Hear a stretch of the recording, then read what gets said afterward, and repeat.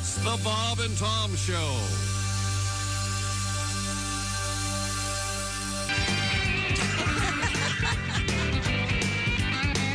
Henry. A classic from Henry Phillips. Hey. Good morning. It's the Bob and Tom Show. What's the matter? You got something in your eye? You got sleepies in your eyes? That's Christy Lee at the Silac News Desk. Did you ever get an eyelash in your eye, Tom, and you're supposed to have someone blow in it? You're supposed to blow it out of your eye. What? I've never heard that before. Yeah. You open your eye and you come out, you go, and it blows right. Yeah. I talk to a medical professional. I do not want that. It's absolutely. Now you have an eyelash and a bit of chunk of stew in your eye. Hi, Pat Godwin. Hi, chick. There's Josh Arnold. Yeah, I don't want a piece of Kit Kat in my eye. I'm telling you, it's supposed to work. And then if you get an eyelash on your finger, you're supposed to blow it off and make a wish. I knew that. I knew that. It's time for you to write a book, White Trash Medical Background, because that's about the time I swallowed Vicks methylatum rub. My mom made me swallow it when I had a cold. Ooh. Yeah. She made you swallow it. Yeah. Not put it on your chest or under your nose. Right on the jar. Petroleum jelly. Down the hatch. Did it work? I got to say it did. Yeah. Please, I do not recommend any of these. Well, of course not. Don't eat the vapor rub. No. I think we all know you're supposed to just take a Tide Pod and chew on it. They probably have do not ingest probably on the label, I would guess. In this world, of course they do. Yeah. Back then, no. Yeah, buy a ladder. You know, they had to make ladders bigger to fit all the disclaimers on them. You know, do not use this in the back of a killer whale. My mom used to put back of a. I mean, they have so many disclaimers on ladders now. Oil in my ear, some sort of oil in Castor my ear. oil or mineral oil, yeah. Oh, yeah, my mom did that. They always people call who it sweet oil. They've written in and said they still swear by it. Yeah. But who knows? There's a lot of really bad information, and let's not be part of it, shall we? Although we have some great bad information coming up. We've got some life's goals from Mr. Scottie Pippen. Oh, really? Yeah, he makes you sit down and think. He's evidently reached some sort of Nirvana epiphany. Yeah. He's one with whoever you want to be one with, and I've got some guidelines. Yamo be there. Isn't he the one whose ex-wife was dating Michael Jordan's kid or something? Well, let's not get into that. Oh, okay. I don't think. Well, no, somebody was dating LeBron James's mom. Yeah, but no, I think Scottie Pippen's ex-wife was dating Michael Jordan's. Oh, no, wait a minute. Gossip. We got him. Michael Jordan's. Pippen's ex-wife who's dating Michael Jordan's son. Yeah. Wow. Good luck to all of them. Speaking of Yamo be there, we're going to be talking with Michael McDonald, the great songwriter, singer, from terrific career as a solo artist, and of course with the Doobie Brothers and Steely Dan. Looking forward to that. I've already read his book, What a Fool Believes. Great book, and a terrific guy. So we'll look forward to talking with Mr. McDonald coming up later on. Funny story about why he's called Michael McDonald. Actually. That's his name? Oh, yeah, I remember it in the book, but now I forget it. His birth certificate. Thank you, Pat. Didn't they introduce him that way? Mom and Dad named him? We'll tell you later. Okay. So something to look forward to. All right. Now, we have, as you mentioned, Pat Godwin. Are you going to ask him about bologna sandwiches? That's my favorite story. I might ask him about that. I bet you didn't ever have a bologna sandwich. I certainly did. It seems not as a kid. No, if you had bologna sandwiches, it was. You just want me to tell how it was smuggled in from Berlin. How do people remember who was cooking for me in them? I don't remember who. Yeah. Who was it? Paula. German maid. That's right. You were convinced that she was a German whip up a sandwich? spy. Yeah, she had that. What's the word? Those big loaves of boobs, loaves of boobs. Yeah, she was a stout woman. Jugsy. Yeah. Did she have thick thighs? Oh yeah. Bosomy. I never got a chance to check out her thighs, fortunately. The Alps were nice. She thick. Yeah. She'd be thick. Thick thighs indeed. save lives. What is it called when you get you help me here, Christy? You know those like giant? It looks like as wide as a football, but they're long, and you just got to hew off the chunks of A bologna? like goose liver or whatever. It was kind of like bologna. Yeah. Yeah. Liverwurst or Braunschweiger or something. I forget what it's called. Absolutely delicious. Oh, my grandfather. Especially when fried. Oh, my God. He loved Braunschweiger. Braunschweiger. I'm a fan. I'm a fan. Are you really? Yeah. Is it a sausage? Really, really rich. I don't know what it is. It is rich. Yeah, it's kind of like a liverwurst. It's a liver-based spreadable meat. You know, Yeah, there it's you go. delightful. Yeah. And Mustard. I'm getting really hungry right now thinking about it. Although I don't think it would go terrifically with coffee. No. It might be. That needs sort of a palate cleanser, maybe some crackers. You know, we before do breakfast for dinner. Why not dinner for breakfast? That's right. Let's flip this around. Start, of course, with a cocktail from many. Yeah. Boy, Bloody Mary and that can be rough. Sometimes I'll be walking into an NFL game and you're thinking, wow, it's 9:15 and those guys are trashed. Yikes. Man, parents, try dinner for breakfast. Mom, what's for breakfast? Well, we're starting off with a nice wedge salad. steak, baked potato. That would be tough. I could do the steak and the baked potato. You couldn't do a salad for breakfast? I don't know. It doesn't seem right. Something's wrong about that. Yeah. And I eat salads. That's pretty much my entire But diet. when you think about it, why are eggs and bacon the breakfast food? How did we land on that? Who picked that for us? Hey, whoever did it, thank you. All right. But yeah, that's a great idea. Dinner for breakfast. Coming up on the show, we have some exciting stuff. We have David Rush has broken another record that he just broke. It's incredibly exciting. Shut up. And he broke it on TV. We'll be hearing from that, Mr. Rush. We have pizza news. He doesn't know who to go to now. No, his mind's going to blow up. We do have pizza news. It's good pizza news. And Ace, it was your birthday yesterday, and I know that you celebrated with a pizza. I did indeed. Was it good? Oh, it's delicious. Oh, good. Can you give us the lowdown on the toppings, if you will? Yeah. It was pepperoni, sausage, and onion. Oh, man. That's all right. Your classics. All right. Okay. Okay. Nice. I don't like the pepperoni and the sausage. Oh, you don't? Too much meat? One or the other. No. Meat lovers is too much meat. That's you got like hamburger, pepperoni, sausage. Do they put Canadian bacon too? Ham, whatever the hell. And that's the problem. We're littering it with too many things. Yeah. Is that the problem? Yeah. I mean, a nice mushroom pizza, mushroom and sausage. I like that. That works, but not mushroom pizza. Oh, delicious. Sausage mushroom? Yeah. Delicious. Yeah. Did you get a brand that we can talk about? Did you get the home run in pizza or anything? No, I had Jack's. Oh, that's good. Jack's Pizza. Has nothing to do with the frozen brand. Yes, yeah, It's different original. Jacks. It's Very cool. Yeah. You know, that's Leftover? only the partial name. It used to be Jack Mahogoff's Pizza. I had some issues. You know, actually, although that is not true, we actually have Jack Mahogoff. We have Jack Mahogoff news. Yeah, we do. Wait till you hear this one. That's Yeah. exciting. Yeah, this is a very special story about what do they call it? Onanism in the story, or self-love? Self-love. When the headline should say "jerkin," "crankin." Never mind. Now we've got also in a matter of moments, I believe, we're going to announce the winner of week 2 in our Bob and Tom Pigskin Picks. I got the name right here. What are you talking about? I'll explain how radio works during the break. When we come back, we're going to announce the name of our winner. It's Mark something. Mark something. Mark something. Well, that eliminates. Oh, no, it's Steven Singer. No, that's what he won. Yeah. $500 gift card. Yeah, thank you very much. Good. And we'll tell you and urge you to participate in this. Mark Harkins. By heading to the From Caldwell, Idaho. bobandtom.com/contest. Thanks for participating in our show for the last time. Mark. He got 13 out of 16 games correct. Oh, my gosh. Beat all the tiebreakers. Did he now? Well, let's hear from Willie about We'll have that coming up for you later. how Willie likes to have fun with. Shut up, everyone! Shut up. Okay. Prize Picks is the best place to get real money sports action while watching football. You're already watching, now have some fun. Season-long fantasy takes up so much time, but on Prize Picks, you can pick a new lineup every single day. Go to prizepicks.com, or you can use the Prize Picks app. All you have to do is pick 2 or more players across any sport.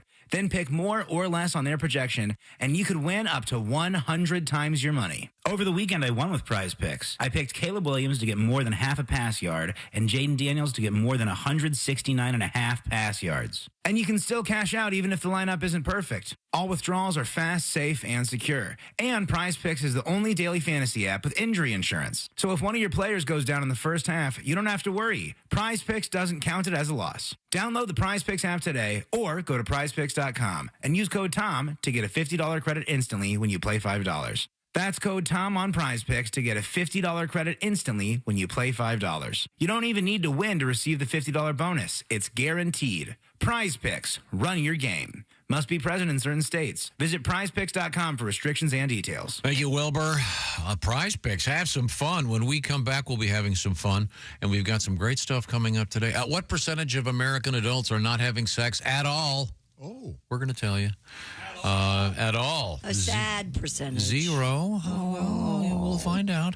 Also, we have the winner of the Burmese Python Florida Challenge. Oh, no kidding. Yeah, we got a winner for you. It's coming up. This is the Bob and Tom Show. Ladies and gentlemen, Bob and Tom. I've never tried it.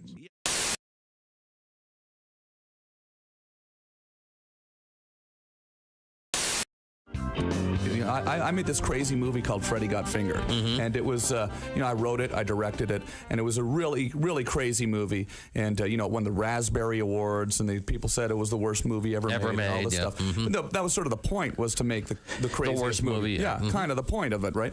So now what's happened is, and really what's been a really exciting thing about going and doing these shows is, people are coming out to the shows. They're bringing their Freddy Got Fingered DVDs, and it's sort of turned into a bit of a cult, smash. I've gotten a call from the studio recently that said the DVDs have been selling through the roof. They've sold over 1 million units of the DVD. And didn't I hear that you're going to do a director's cut? I want to do a director's cut of the movie because because there are scenes that just when you edit when you do one of these commercial studio movies, especially a movie like that, they focus group it and you had to change things and tighten it all up. Right. So there are some crazy scenes that I'd like to get back into it, but also it's sort of just I think the irony of doing a director's cut for me personally is pretty funny. Whenever there's a movie, there's always a porno movie that someone makes based on the title. Yeah, it was called Freddy Got Fingered. Okay, back to you, Tom Green.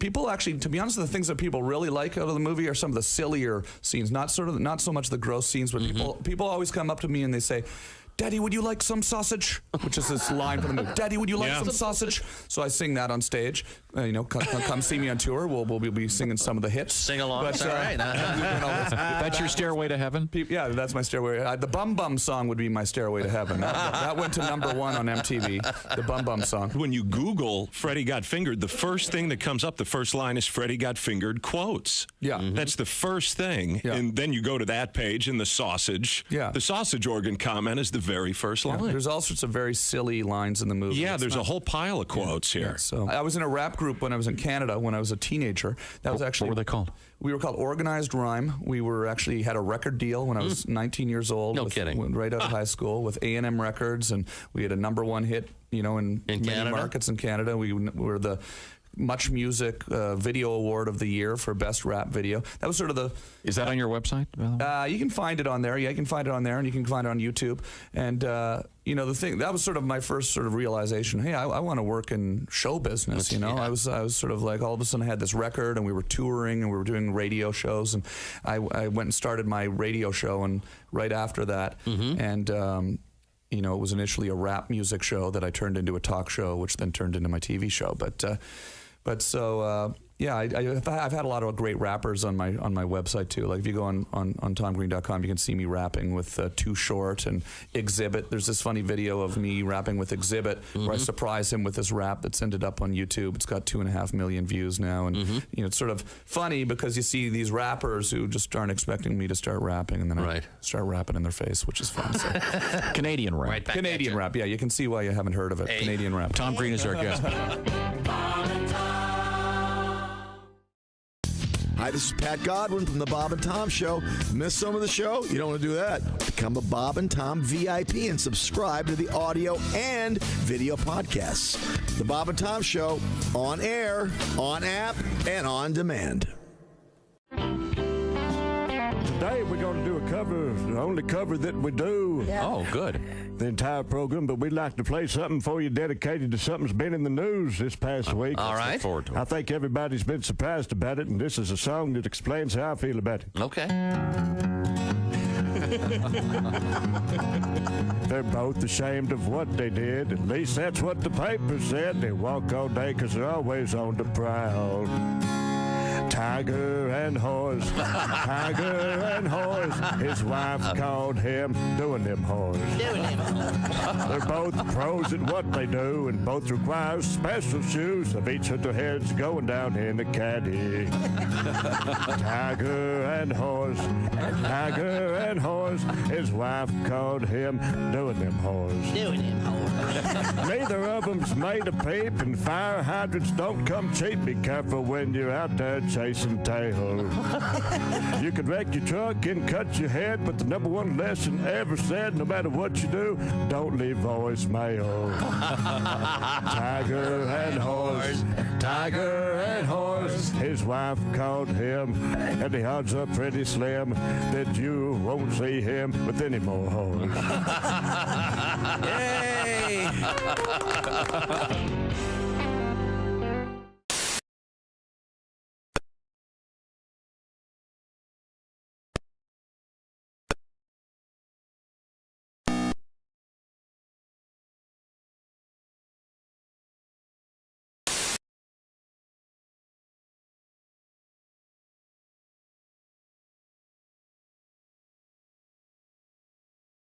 Fergler. Tomorrow on the Bob and Tom Show, you'll probably hear the kids back in screen doors pull another prank on me. But that's okay. It makes it a lot easier for me to decide who's going to have shopping cart corral duty. This is Ernie Fergler reminding you that's tomorrow on the Bob and Tom Show. Bob and Tom! The Bob and Tom Show, tomorrow morning, 6 a.m. Eastern, worldwide on bobandtom.com.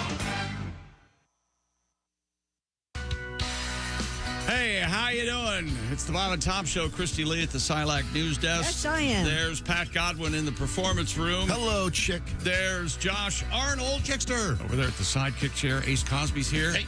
Got that joke of the day percolating in that right front pocket. I'm Chick McGee. Hello, Tom. Hello, Mr. Dude Wipes. That's right. He's the Dude Wipes captain. It's at the Dude Wipes sports desk. Mr. Chick McGee, tell me more about Dude Wipes, my friend. That's right. I am the captain of Dude Wipes. And if you're still using toilet paper, dump that roll. Wet cleans better than dry. Think about it. That's just good science. Try Dude Wipes for the best clean pants down. That's Dude Wipes. No, Yeah, you didn't don't you use say a paper that, towel in the shower, do you? No. You sure don't. What a mess that would be. Yeah. Oh, man. I thought that just ruined my morning. Sorry. Abraham Lincoln used... Yeah. What did we discover? Paper. 1937 or It something. had splinters in it, remember? Yeah, they finally got it splinter-free. Yeah. Was it back in the 37 they Like got the 90 splinters out of yes. toilet paper? And Yeah. you don't know. There still might be splinters in toilet paper. You don't know. Oh, well, Depending Lincoln's, on what what- was Lincoln's famous speech? 4 squares and 7 rolls ago. Yes. Our forefathers had to use their hands. Oof, boy, that'd be rough. What culture does that? Is it? I don't want to guess. Somewhere in the Middle East, I believe. Okay, yeah, but here in the U.S. of A., we've perfected toilet paper and pretty much got that flush toilet thing down. And Dude Wipes, the latest phase in the advanced culture that we are lucky enough to live in. Check out Dude Wipes. You're welcome. That is quite the commercial. Well, I just wanted to say hi. Speaking of saying hello, special hello going out to Mark Harkins of Caldwell, Idaho. I told you. He's our week 2 winner, and Mark has scored himself a gift certificate for $500 worth of cool stuff from Steven Singer Jewelers. Markin, Harkin, Farkin, Markin, Harkin. It was a 5-way tie for first place, getting 13 of 16 games correct. A 5-way tie. That's a tie with chili, cheese, onions. Oh, yeah. And what else? There's spaghetti. I don't know what the 5-way would be. Onions? Onions? I, for one, love the spaghetti and the chili. I like the chili mac. I do my too. God, that's just I don't so have good. macaroni. anything against, what's the name of the chili place? But I don't. Skyline's a famous Skyline chili. chili place. But I don't like spaghetti in my chili. I like spaghetti in my spaghetti and chili in my chili. I'm that way too, yeah. So. Have you ever had clam chowder over spaghetti? No, I don't No. approve. It was I think a white trash dinner my mom whipped up one end of a month. Yeah. It sounds good, though. And it was fantastic. I would do it today. No kidding. Yes. Now, yesterday we were talking about cooking failures. I had a terrible failure 2 nights ago. I tried to make a rice omelet. It just was complete. I was using old rice from the fridge. It was awful. But I was accosted at my CVS the other day because that's the only other place I go. Work and CVS. And even primarily the prescription area. But That's back right. to you. Exactly. I'm on lots of meds. No, but this woman, hey, Tom was just telling you how to make fried rice. What's your problem? She said. Whoa. Now, usually that's fried when you rice. mentioned rice and eggs, and I thought, you know what? It was a failure. Right. I took what was essentially a refrigerated hockey puck of old rice and tried to. It didn't work. Cold rice is you can't. There are some dishes you can't heat up, and I submit rice is one of them. But Josh, you were telling us an epic failure of yours yesterday. I tried to make a tuna omelet. I thought it would be I thought it would be close to like a tuna melt. Instead of bread, it would be the omelet. But, I mean, think about shrimp omelet. That goes, right? I thought it would work, and it just absolutely didn't. Seafood omelets. For some reason, I had it in my head, oh, this will work, and it just did not. Did not. Yeah. Well, a lot of things don't work, but it was hard to finish. What did work were the picks from Mark Hawkins of Caldwell, Idaho, and he won all the various tiebreakers. So we're hoping to speak with Mark. Do you ever wonder why you can pick a fish right out of the river, rip it open, and start eating it, but you can't do that with a cow? You can. It wouldn't be safe, right? It wouldn't be. But a fish is fine. You rinse it out, right down the hatch, right? I mean, I'm not so sure about yes, that. you can. Yes, you can. I don't want to do that. And a bonus if the fish is pregnant, you get caviar. There you go. That is a bonus. Oh, looks like I'm dining like an aristocrat. How about a nice shore lunch? But you can't go to your neighbor's farm and rip open a cow and start eating a tenderloin, can you? Steak tartare. You can. Well, but there's... You can eat anything. Whether it kills you or not is the option you've got to look forward to. Did I mention that Mark Caldwell, excuse me, now you got me doing this. Mark Harkins of Caldwell, Idaho, is going to be picking against Chick McGee for the shoe-in of the week. But you could win yourself that $500 gift certificate from Steven Singer. You'll find out more about Steven Singer at IHateStevenSinger.com. I'm going to challenge Steven, by the way. I've got a great... you are? I have a great idea here. Does that have anything to do with the ravioli night on Thursdays? No, it has to do with the fact that Steven is a Philadelphia Eagles fan. So I am personally going to challenge him. I'm not sure if it'll be this week, probably in a couple of weeks. And by the way, Tom, it's Philadelphia. Okay, Philadelphia, thank you. Philadelphia. We'll be challenging him to a personal wager. That's right. Oh, okay. I'll tell you more about that coming up. But by all means, get your entries in today or tomorrow because entries close just prior to the Thursday nighter. And go to bobandtom.com/contest. Just pick the winners. Have some fun. Don't worry about the spread. And we hope to speak to you. I got a feeling that if you try to nail Steven Singer down on a bet, he's going to tell you, don't write a check with your mouth that your ass can't cash. He may say that. Okay? He's from Philadelphia. He talks that way. I mean, your ass can cash checks? That's quite a trick. No. Boy, it gives new meaning to ATM. Yeah, it does. No, it just reinforces the meaning of ATM. Bounced one. Yeah. Steven's a dog guy, and so am I. So I want to challenge him to lift his dog over his head? No, a challenge, a sports bet, if you will. A gentleman's bet. With the proceeds benefiting our local dog helpers. Okay. Various humane... Let me be the first to say, well put. Well, there are various humane societies. They have different names. Rescues rescue, et cetera, et cetera. So it'll be something for dogs because he's a great dog guy and so am I. Have you ever seen the dog video of the Australian Shepherd who's sitting on his owner's Jeep and they're out in the back like 40 and it seems like a mile and a half away there are like 60 sheep just wandering around and all the owner does is and the shepherd takes off. It's amazing. And just runs and gets them right into it's unbelievable. Organizes them. Shepherds want to do that. Yes. My shepherd tries to herd me every morning. Yeah.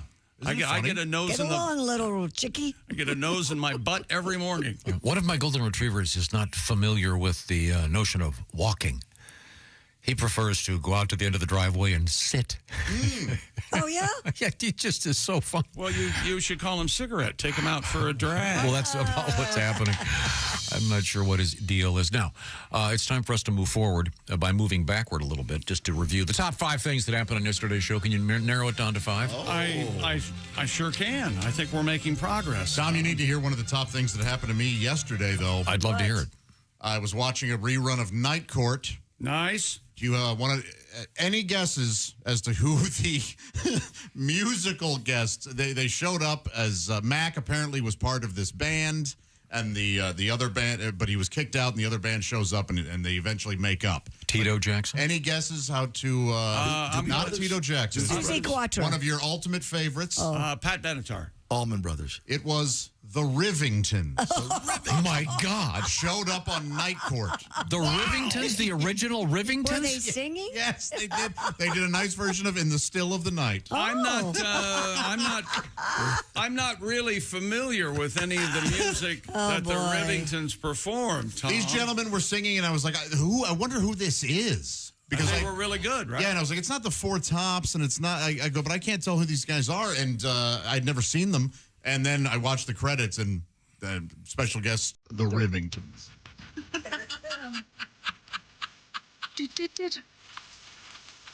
Here it comes. The Rivingtons. What a great band. Here it comes.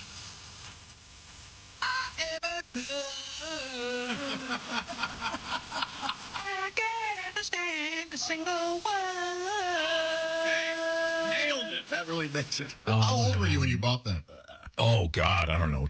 Maybe 10. Yeah, a little 10-year-old Tommy in his room. That's the first. It was a 45. They called them. And that was your first one. Very first. I bought it from the dime store called Woolworth's. And it was under $1. Yeah. First record you ever shoplifted? I never shoplifted anything. I'm not a thief. The point of you didn't live, mister. The Rivingtons, and I can tell you this: the flip side was a gospel tune called Deep. It was either Deep River, I believe it was. Did you ever play it?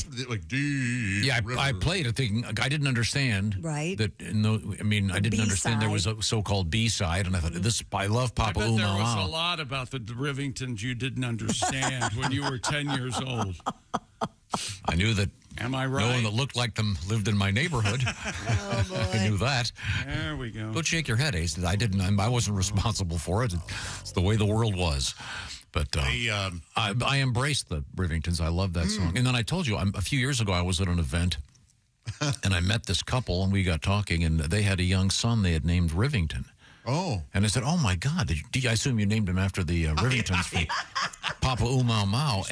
These poor people are trying to attend probably a charity auction. It was a very elegant event, as a matter of fact. They were costed. But they had no idea. They had no idea who the Rivingtons were, and then I turned them on to Papa Umau Mau. Oh, I bet they were very grateful. Yeah, I bet they wanted to rename the kid, probably. My God, you are a menace. I've got to check this out. The Rivingtons. Yeah. Pretty good. And then Papa Umau Mau, I forget the exact way this came up, but I believe Surfin' Bird was kind of a ripoff of. Did they ever have another hit, Rivingtons? They must have. They must have got another radio play. No, I think they were just a novelty kind of hit. The roots, the basis. Well, they did a version of this one. Stuff.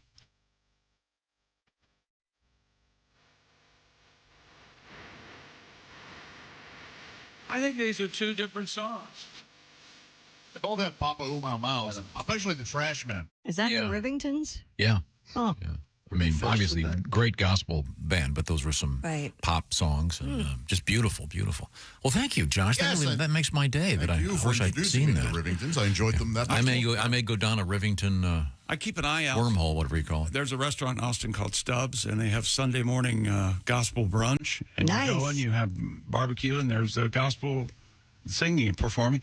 And I keep waiting for the Rivingtons to be there so you and I can go to. I imagine most of the originals are probably sadly deceased. Judging by how old they were on a 1985 episode of Night Court, they're probably or whatever year that was. Coming up on tomorrow's show, I want to save this story because I want to do some more research. We have a news story about the staggering number of what is the word? Centenarians? Centenarians. People over 100 and over. I believe that's octogenarian. That's 80-ish. over 80. Over 100, the staggering number in Japan. Nonogenarian? That's No, 90s. they live in a blue zone. No, I thought nano was little teeny tiny people. The larger point is we'll get to it tomorrow before he changes the subject. Have you seen the special about the blue zones? Yeah. About these people that are living into their hundreds diet, and yeah. why they are living that long? And they call it blue because the women have blue hair? Is that No, right? that's not why. I think so. Oh, in any event, thank you, Josh. That made my day. yes, it was a delight. And I certainly recommend Papa Umau Mau. Yeah, thanks, Jeff. Also, Bull had hiccups, and he had trouble Whole show curing them. That was the B story. But it's important to understand the importance of gospel music to the world of rock and roll. course. Rock and roll. I mean, it wouldn't be here without Remember, Ray Charles got in real trouble for turning gospel into rock, essentially. Oh, yeah. But in any event, thank you. Now we turn to our top 5 of yesterday's show. Do we have that? The top 5 of yesterday's show. Is that what we're doing? Yeah. All right, here we go. Well, I think this counts as one. Yesterday was Ace's birthday, and you enjoyed.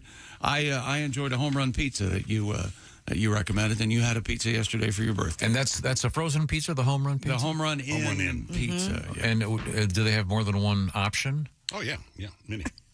Even have cheese. Ace is talking down to me. Have you noticed this? A little bit. Well, how many pizza companies offer one type of pizza? He talks down to everyone. If I had his confidence of spirit, I'm running something. You'd be sitting, your office would be next to Warren Buffett's. Yeah, damn right it would. Yeah. Unreasonable Confidence, his brand new book with Ace Cosby. Now in its 9th printing. You guys know that?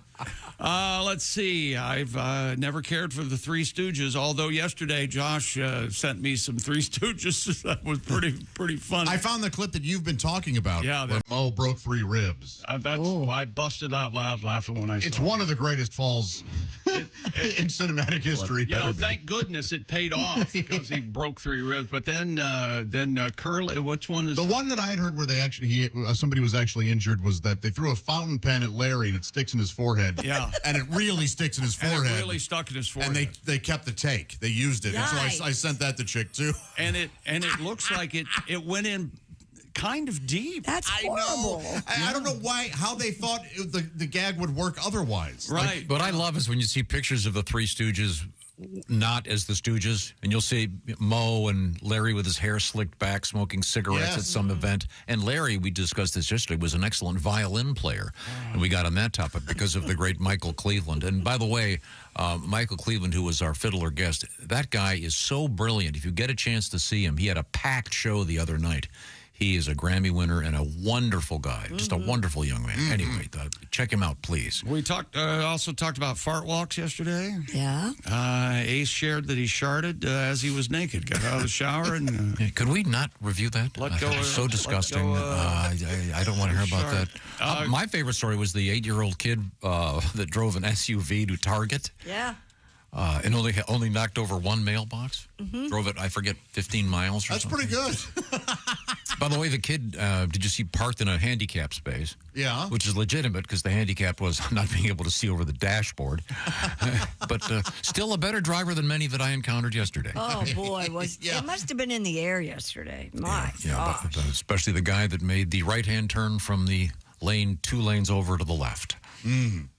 Love that. You know what? You two aren't the greatest drivers in the world. I'm a great driver. Oh, my God in heaven. When was the last time you rode in a car with me? I got a speeding ticket and I was driving. You were driving. Thank you. When's the last time you rode in a car with Christy? Oh, yeah, we went to the airport for some reason. What were we going there for? Well, we were playing a little grab and tickle on the way to the airport. Ass, gas, or grass. That's right. Get out, baby. You want to fly first class or not? That's what I told her. And that concludes yesterday's show. He said first class, first ass. First ass, first class. Yeah. And for the jet fuel. The point of the fart walk was why it's supposed to be good it's supposed to help your digestion and get rid of gas. Why is this news? It's good Haven't for you. people been walking after eating for good for you to fart, right? Yes. Yes. Can't hold it in, you'll blow up. And apparently it's good for the environment to light them. Yes. Yeah. You ever notice when you go by an oil field and they've got the thing burning off? It's very important. You want to burn that methane off immediately. Yeah, otherwise... You never heard better out than in, as long as you don't make gravy? You don't, as Josh did with, or Ace did with the Shart? Yeah. Yeah, the Naked Shart, thank you. That'd be maybe a chapter for your next book. Do we have a title for Ace's, the follow-up to... Maybe like a Norman Mailer, The Naked and the Shart. More Unreasonable Confidence with Ace Company. Naked Came the Sharter. Remember that? Do you get that reference? And speaking of That's probably the most obscure reference in the history of this show. But speaking of counting things, we got Scottie Pippen's 5 Rules for Life. I can't wait to hear this. Coming up. And you know how together Scotty has it. Well, he's real good with everything. Could there be a special section for books under the self-help under the heading "No one wanted this"? Oh, no one asked. No one asked for this. You know, a 4th-tier actor writing their memoir. Yeah, not everybody needs to write a book. Yeah. Yeah. And it's gotten to the point where everybody has. Yep. That's true. In some cases, it's a book that is written by someone else who's written 5 other books about it. Anson Williams, My Struggle. Yeah. You don't want that book. No. It's time for us to tell you that Christy Lee will have some excellent stories on the way. What's your favorite one coming up, Christy? I've got some good stories, too. Oh, sorry. In sports, what's coming up? Give me the teaser. Scottie Pippen's 5 Rules for Life. Okay, thank you very much. Tua Tagliavoa, he's on injured reserve. He's going to miss 4 games. And we're going to talk about, in soccer, Harry Kane. Because I like talking about a big Harry Kane. Okay, good to know. Thank you very much. The Bob and Tom Show, sponsored by BetterHelp. BetterHelp is about accessing therapy in a much more elegant and flexible way. And the way it works is you do a little questionnaire online, and then you'll be hooked up with a licensed therapist, one of 35,000 therapists currently working this program. And then the therapy itself is done online, so it's a lot easier, I should say, to get to it. You don't have to drive across town and check in, et cetera, et cetera. You just do it at your convenience, the way you set it up. And therapy, very important. And sometimes as adults, we sort of lose that curiosity we've always had. And one of the ways to return your sense of wonder to yourself is through therapy. Reaching out for help, not a sign of weakness, actually a sign of strength. I'm sure you probably know friends that have gone through therapy and are doing it and feel a lot better about things. Well, maybe that's something you should think about. And if you're thinking about therapy, give BetterHelp a try. Once again, done online, so it's a lot easier. You do it at your convenience. You can use that phone you're carrying around or your laptop, et cetera, et cetera. So rediscover your curiosity through therapy with BetterHelp. Visit BetterHelp.com/BT Show. The /BT Show part knocks 10% off your first month. BetterHelp, H-E-L-P, BetterHelp.com/BT Show. The Bob and Tom Show, sponsored by BetterHelp. Also, coming up, we have something interesting in the world of sex, and it's about how many people aren't having it.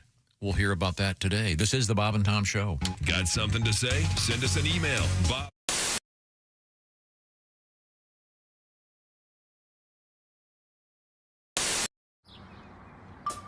Is that Chick McGee? Why, it sure is.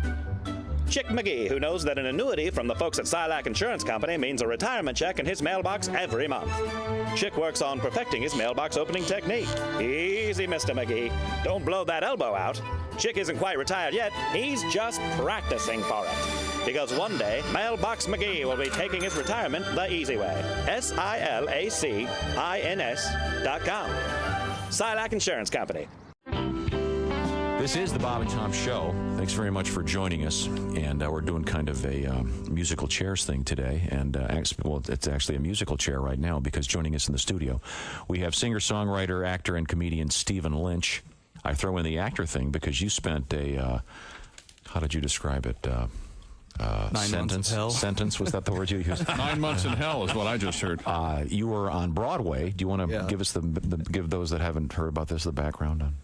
The Wedding Singer. You portrayed the very popular Adam Sandler, Drew Barrymore movie about crazy kids in the 80s. Turned into a very successful theater piece. Very successful. Well, you did it for a pretty long time. Mildly successful. I mean, it was fun. But I had my toe on the trigger pretty much every day of the last 4 months of it. Well, I realize I'm making it sound like it was really bad. No, but I mean, it wasn't. It was time to move on. Can you play one of the new ones for us? I think so. Okay. We just had a little powwow in your producer's office about what I can and cannot say on the radio these days. And there have been moments before. You think this one's okay? I don't know. Okay, well, if it's not. I don't know. Ladies and gentlemen, Stephen Lynch.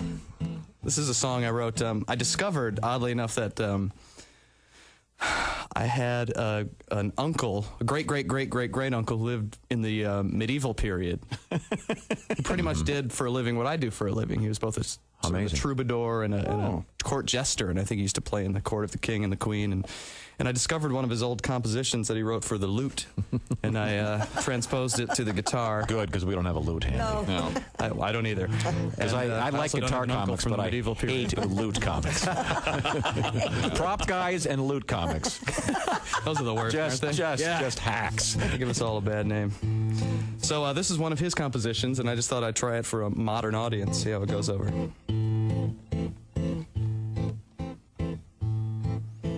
Come, fair lady, to mine bed we go, and verily sweet pleasures we shall know. Yet, where thy belly meets thy limb, I beseech thee, give a trim, for thy bush doth overflow.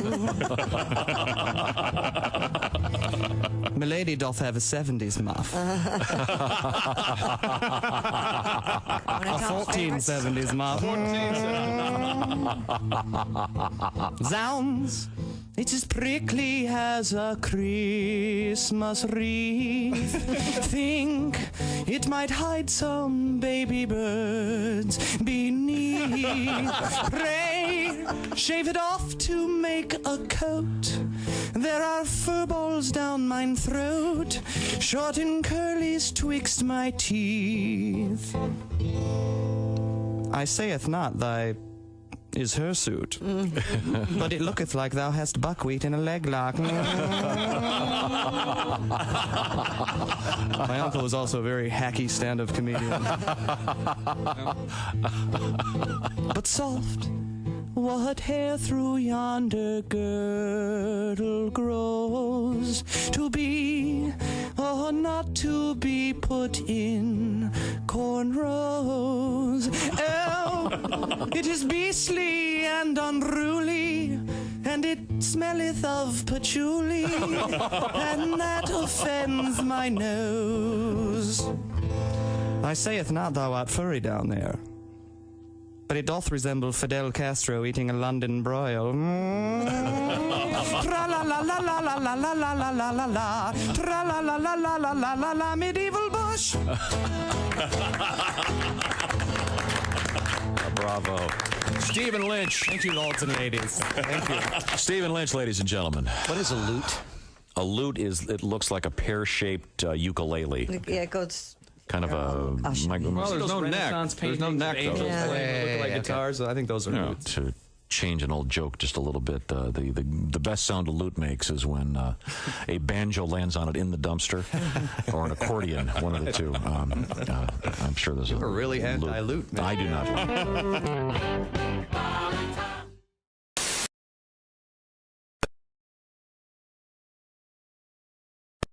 Get to heaven with your hand on your no-no place. Your no-no's not a playground. Stay in a state of grace. You can't get your wings. Sing heavenly psalms. You'll just go blind with hairy palms. No, you can't get to heaven with your hand on your no place. Remember now, all your dead relatives are watching. No religious peace. This is Bob and Tom 24/7. Comedy, guests, Bob and Tom exclusives, and it's here on the internet. Bob and Tom 24/7. Ladies and gentlemen, Bob and Tom. Big One, a dating site catering to those with or in the market for large members. Size queens. Yes, is hoping to use the grocery cart model, but instead of placing a pineapple upside down to indicate that you're looking for romance, men with large penises. Oh, yeah. Put cucumbers in their cart. Don't you buy cucumbers? Yeah. Yeah, it'd be So really, how really would you- awkward. Hey, lady, look, I'm just trying to make a salad. Bob and Tom in the morning and highlights all day long. The Bob and Tom Show, weekday mornings at 6 a.m. Eastern on Bob and Tom 24/7. Hey, Alexa, how can someone listen to Bob and Tom radio on a smart speaker? Just say, Alexa, play Bob and Tom radio on TuneIn. TuneIn? Correct. Alexa, play Bob and Tom radio on TuneIn. 24/7? All day, every day. Good morning, sunshine. Bob and Tom Radio. Secret. Hello, welcome back to the Bob and Tom Show. A lot of good sports this morning, Tom. Lots of good sports. Very good. Speaking of sports. Yeah. Let's wait for a minute, yeah. Well, no, I want to congratulate our winner, Mark Harkins, who hails from Caldwell, Idaho. I didn't think there was an S on the end. Is it just Harkin? According to my There's an S? extensive research, it's Mark Harkins. Isn't Harkin back to the day? But we'll correct that if necessary. From Caldwell, Idaho, home of Caldwell High School potatoes. How about that? Potatoes. Are they really the potatoes? Nope. Okay. I don't know. I don't know, but potatoes a pretty good guess. A high school in Idaho. I doubt it. Well, now I have to find out. During practice, they would have potato shirts versus potato skins. The potatoes. And don't get mashed. The sports desk is the Dude Wipes sports desk, starring Chick McGee. What's going on over there? I know. I'm looking up Caldwell. I'll do that. You read. Idaho and the... We can't sit here while you look it up. I'm reading now. Dolphins have placed two Tonga Viola, but I've blown a horn on injured reserve after the quarterback diagnosed with his third concussion in 2 years, fourth if you go back to his days at Alabama. He'll be sidelined for at least 4 games. He'll be eligible to return in Week 8 when the Dolphins host the Arizona Cardinals. He has to have a complete series of tests and assessments required by the NFL's concussion protocol, an independent entity, if you will, separate from the team and the National Football League before he's okay to come back. A friend of mine does that. Does what?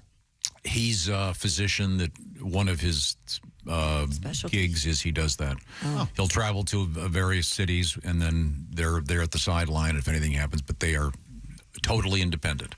So the coach can't go, we want to put him back in. They determine, nope, this guy's with staying. palms wide open. No, he's a great gentleman, and I now apologize for bringing him up. I will not say his name. By the way, the answer to your question is the Cougars. The Caldwell High School Cougars. Caldwell, formerly the Potatoes. The Cougars. How do they do? Do they have any records there? That'll take a little more digging. Give you Harry Kane. Yes. That sounds like a porno name, doesn't it? Scored 4 goals. He broke a record set by Wayne Rooney. It's Rooney for the most goals by an English player in the Champions League. And yes, I'm just saying that because I enjoy the name Harry Kane. And now, ladies and gentlemen, the 5 rules for life from Mr. Scottie Pippen.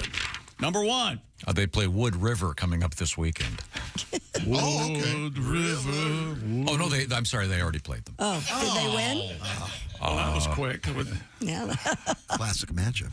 Yeah, that was big. Their big rivalry is what I understand. Ooh, not good. Oh, no. What happened? They're 0-4, 0-1 in the conference. Yikes. Sorry about that, Cole. They need a football coach. Well, There I'm you sure go, it's Chick. a fine coach. What would you do if I said, Tom, I'm quitting. I'm going to Caldwell, Idaho. I know what you'd say. The parade begins at noon. No. I know the joke. I'd say we're having a goodbye party after you leave. Sorry, Chick couldn't be here for his goodbye party, but everyone else is invited. Wow. Scotty says, as you get older, be aware of these 5 things. Are you ready, Tom? Yes. A Gucci wallet and a Target wallet hold the same amount of money. Oh, isn't that sweet? Yeah, that's interesting. What is this now?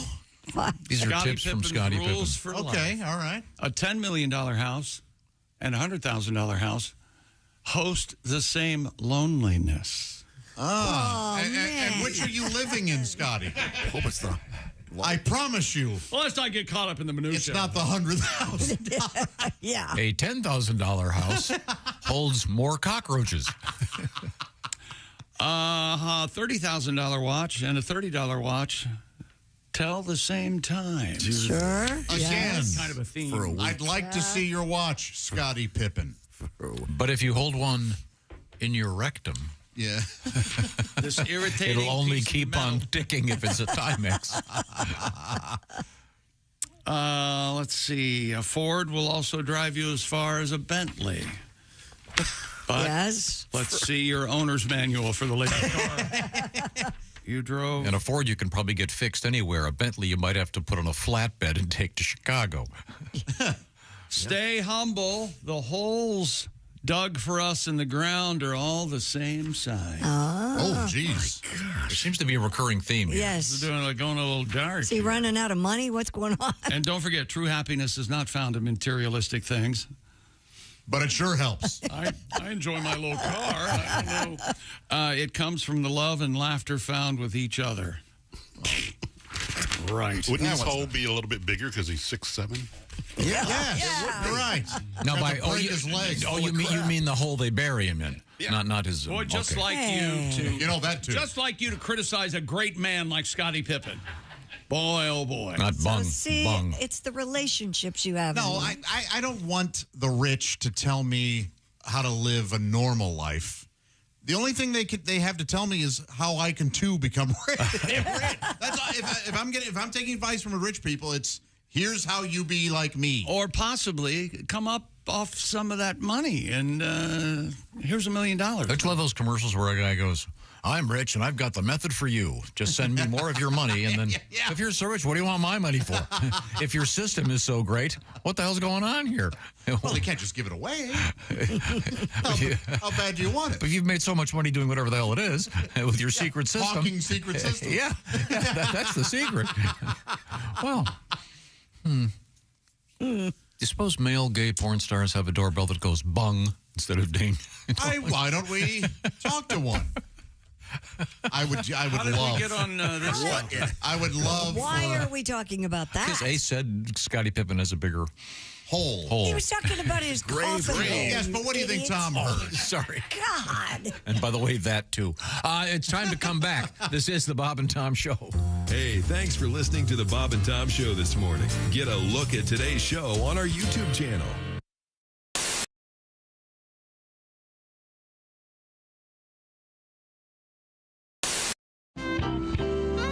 From what we understand, the art of the V-jazzling begins with a waxing. Is that correct? Yes. How much preparation have we had so far? Has the Well, she's gotten a Brazilian. Oh, she's But done we that didn't do already. that here. Okay, Prove good. it. No, we didn't do that. Prove it. Marianne. The epilation has already taken place. Yes. And when was that done? Yesterday. You can go as low as you want to go. Or as high as you want to, right? For today's purposes, we're going a little bit above the pain line. And presumably there's some kind of glue used? Yeah, we're using eyelash glue today.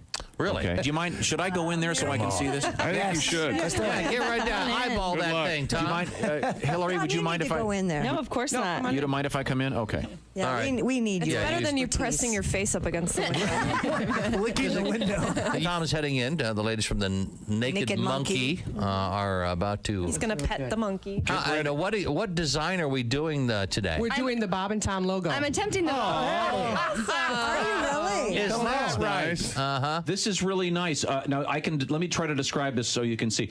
Above the panty line, a number of sort of, are these rhinestones? Yes. Yeah. Rhinestones, are those already glued on? Yes. They are, yeah. Mm-hmm. They're glued on in kind of an arc, and then she already has the word Bob above the panty line in little teeny rhinestones. Oh, really? And Tom, nice. all right. Mm-hmm. So she's pretty fast with this stuff. Yeah, she's very good. So have you noticed an upsurge in popularity in having Since this Jennifer done? Love Hewitt? Well, actually, just since you guys started talking about really? it. Nice. Uh-huh. Okay. The T in Tom is not cooperating. Well, of course. What a surprise. What are the odds? That's right. Oh, my gosh. Uh-huh. Guys, do you think it's a good idea? Well, I need to see the finished product. But I think...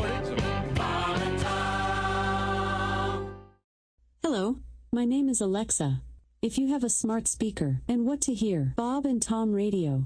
Just say, Alexa, play Bob and Tom Radio on TuneIn. Now, you try it. Alexa, play Bob and Tom Radio on TuneIn. That's the first smart thing you've said to me since you took me out of the box. 1, 2, 3, 4. Single entendre.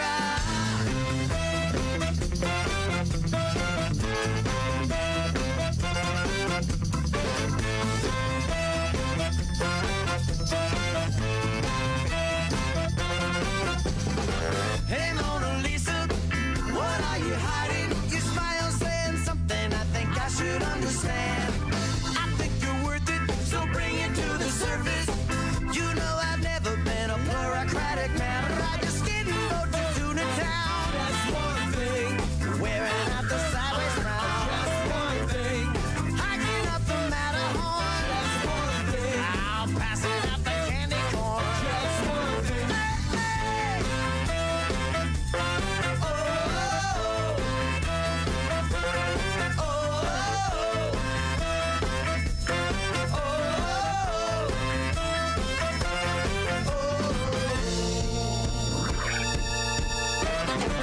You know Sigmund Freud, he never got too far till he admitted a cigar's just a cigar. So keep it simple, be emphatic with your signals. Reading tribal tendencies should never be this hard. Mackerel mitten, Sasquatch club, just one thing. Monkey missile, panda sub, just one thing.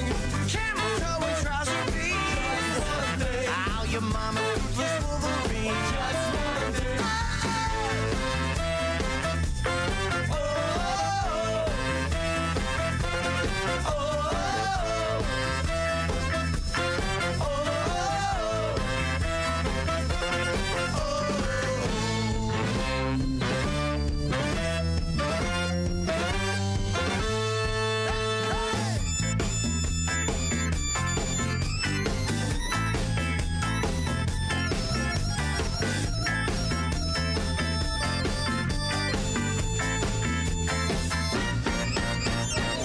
What's the matter with the pink banana that you scattered and smothered with the baby matter? What's the matter with the pink banana that you scattered and smothered with the baby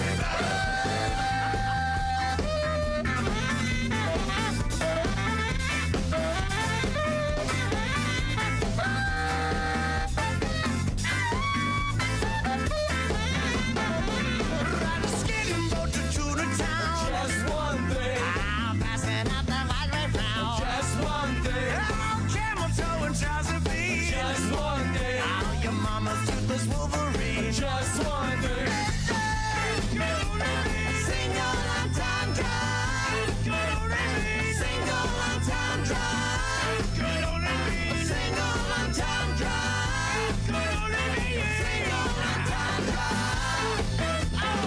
Single entendre.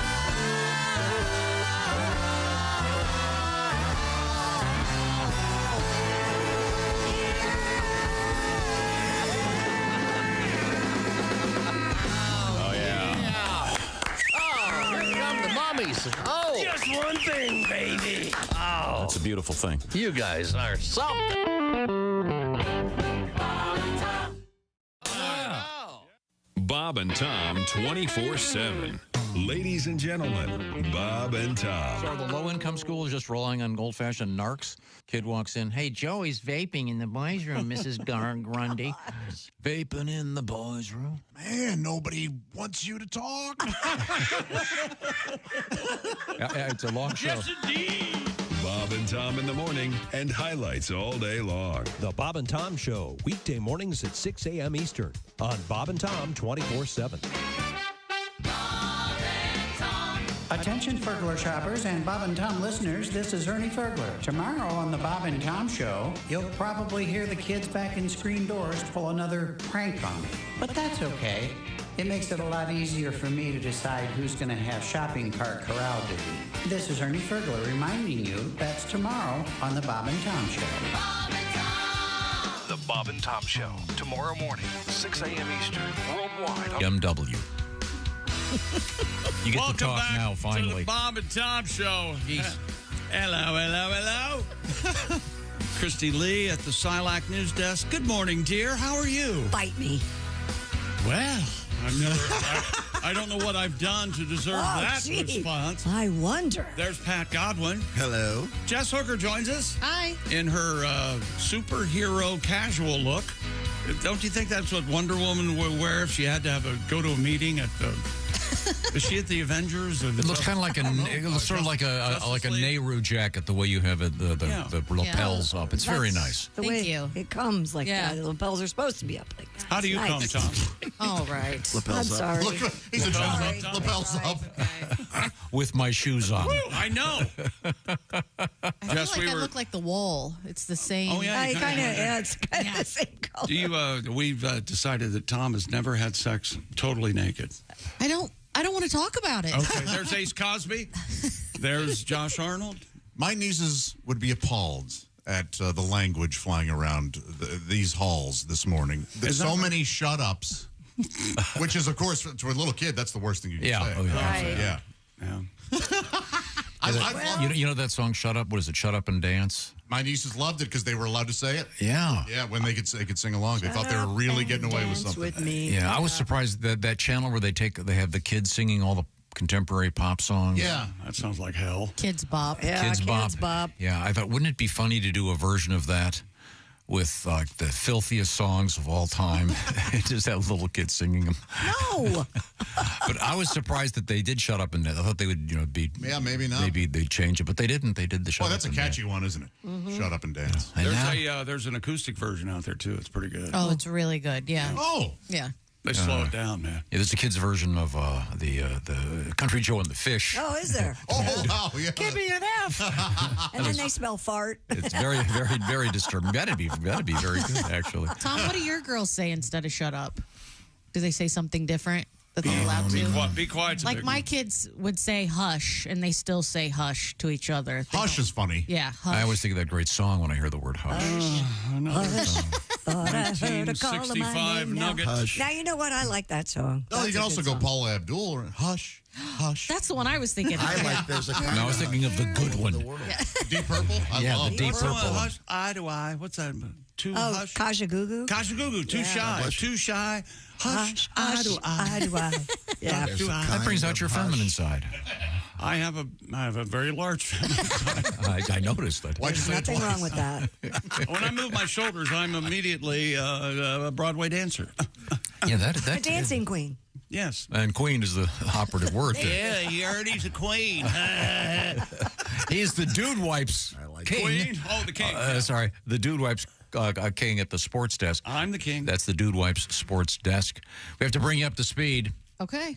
Because, Jess, you missed Scottie Pippen's new book, and what is it, 5 Ways to Improve Your Life? Or 5 something? ways to improve your life. Now I got to. His heart's in the right places. I have it out at the copier to make copies for everybody. I'm going to. He's just trying to spread some. It seems to be the same bit of wisdom, though, over and over. It really is. Yeah, Right, Yes. right. That's the general flavor. A Gucci wallet and a Target wallet hold the same amount of money. Okay. $10 million house and a $100,000 house host the same loneliness. Oh, yes. That's a little deeper.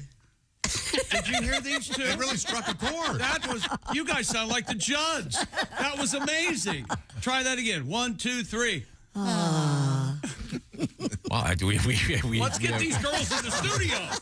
We have the new Steven Singer singers over here. Ford will drive you just as far as a Bentley. Okay. Probably farther. Yeah. Actually, I was going to say, probably less tune-ups.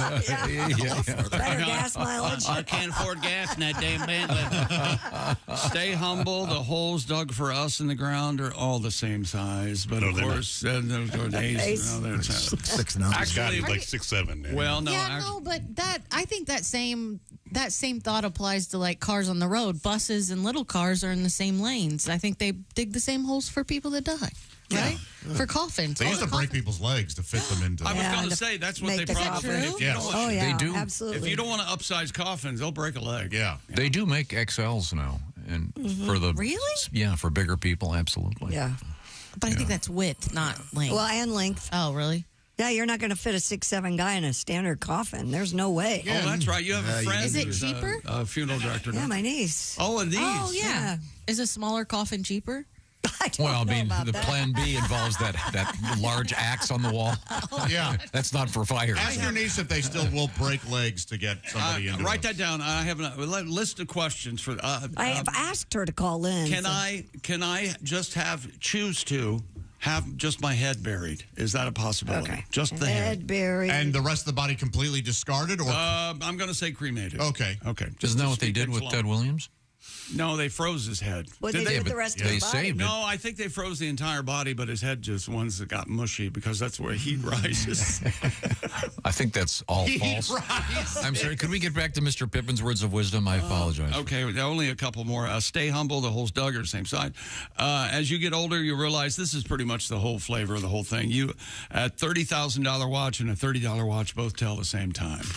Yeah, there you go. But the $30,000 watch gets you more poontang.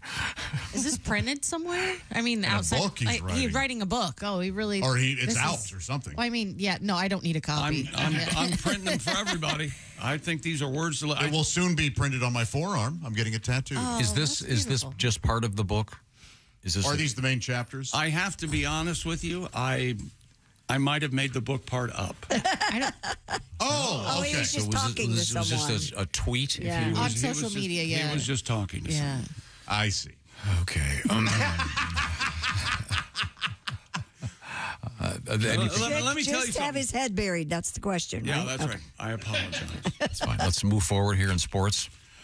Let's see. In sports, the Ohio State Buckeyes take on the Marshall Thundering Herd this weekend. And fourth-year Marshall football coach Charles Huff yesterday seemed to acknowledge the Thundering Herd will be at somewhat of a disadvantage when it takes on Ryan Day and the mighty number 3 Ohio State Buckeyes. The thunder rolls and the lightning strikes. Garth Brooks for that? Absolutely. Huff noted yesterday morning, Marshall, though, has a couple things they'd like to talk over with the Ohio State players. And here's the head coach of Marshall, the one, the only Charles Huff. Trust me, I know where we are, but I feel good about the track we're on, and I feel good about the players we have. Would love to have some of those guys from Ohio State, too. So if they want to transfer on down, nice. We've got a Tudor's Biscuit NIL, all you can eat. Yeah. So if any of those guys that run really, really fast at Ohio State like Tudor's Biscuits, I promise you, all you can eat all day. If you transfer here. All day. I love this guy. I love this He's guy. amazing. But that is so funny. This opens the door. Was in that fashion what he just said. The NCAA going to crack down on him and say, hey, you can't. You can't. He's being tongue-in-cheek for sure. Of course. Although Tudor's Biscuit World, fantastic. It's in Ohio, Florida. I want to say Kentucky. They're not very limited. Have you had? I believe West Virginia. Yeah, a few times. Okay. Yeah. All right. Yeah, they must be in West Virginia with Marshall. Yeah, so there you go. Let's see, an update on the Scottie Pippen's.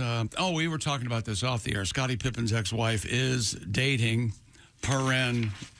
screwing, Michael Jordan's son. Yes. Quite a bit younger than her. You go, girl. Boy, no, I mean, no one's happy about that. Well, Michael's not. No one could care. No one could care less than me. LeBron James' mom is dating. Well, good for everybody. Have a good time. Enjoy. I do remember this. Charles Barkley. I don't know if this is true, but Charles Barkley famously said Scottie Pippen was a notoriously bad tipper. Oh, really? And he was called No Tippin' Pippen by the other players. I think that perpetuated because it rhymes, but I think it was also true. He did not tip. Yeah. So it showed up in many a story. So we'll have to get the book. Does the book have a title? No, there's no book. Oh, you made up the book? God, he doesn't listen. No, I listened. I was just wondering. I couldn't tell what was truth and what was false. Like any newscast. It's like what? Thank you. Hey, look, there is a book. Come on. There is a book? No, I'm lying. Oh. Okay. There will be. There's a musical. You know there will be a book. What's the musical called? Pippin. Ben Vereen? That was there the whole time. And Pat was the only one that saw it. We're all lost. We're all lost in the trees here, and Pat goes, "Oh, Look, I see the light. It says. What is Pippin about? Yeah, what is Pippin about? About 2 adult days. Do you think there's some hard? Hush, hush. Thank you very much. Coming up, Christy Lee, what have you got over there?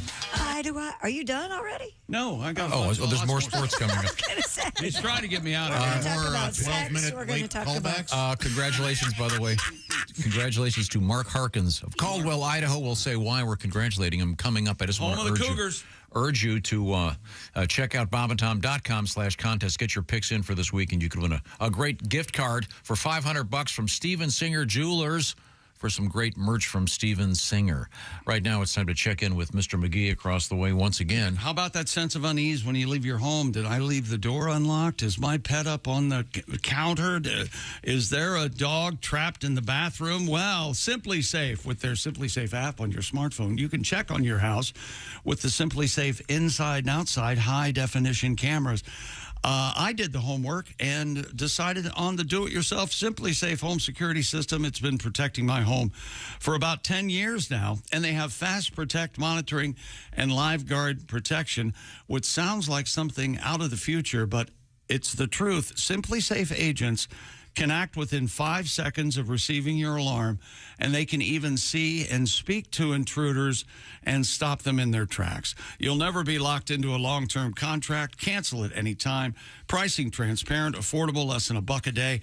No hidden fees ever. Simply Safe named Best Home Security System by U.S. News & World Report, 5 years running, and Best Customer Service in Home Security, according to Newsweek. Easy to install. I've done it. And activate your system in less than an hour, or you can choose to have a professional install it for you. Protect your home get a load of this deal, 50% off a new Simply Safe system, plus a free indoor security camera. Sign up for Fast Protect monitoring. Just visit Simply Safe Tom today. That's simplysafetom.com. There's no safe like Simply Safe. Scottie Pippen's book is entitled Unguarded. Thank you. Hey, coming up, I have an update on whether you can just bury your head, chick. Okay, perfect. Well, that's exciting. And I need a fishing line on my lower lip, so when you open it, side-eye. Thank you very much. This is the Bob and Tom Show. Hey, got a question.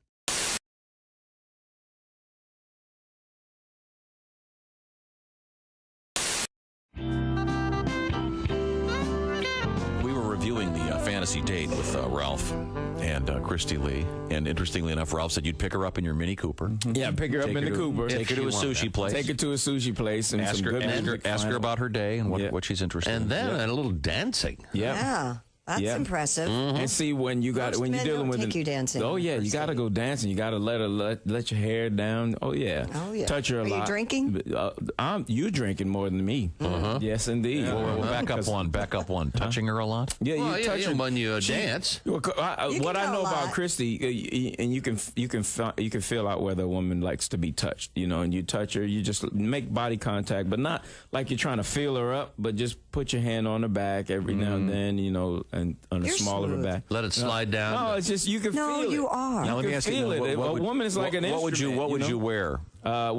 Practically nothing. If we're going to sushi, don't wear a suit. Don't put a suit on.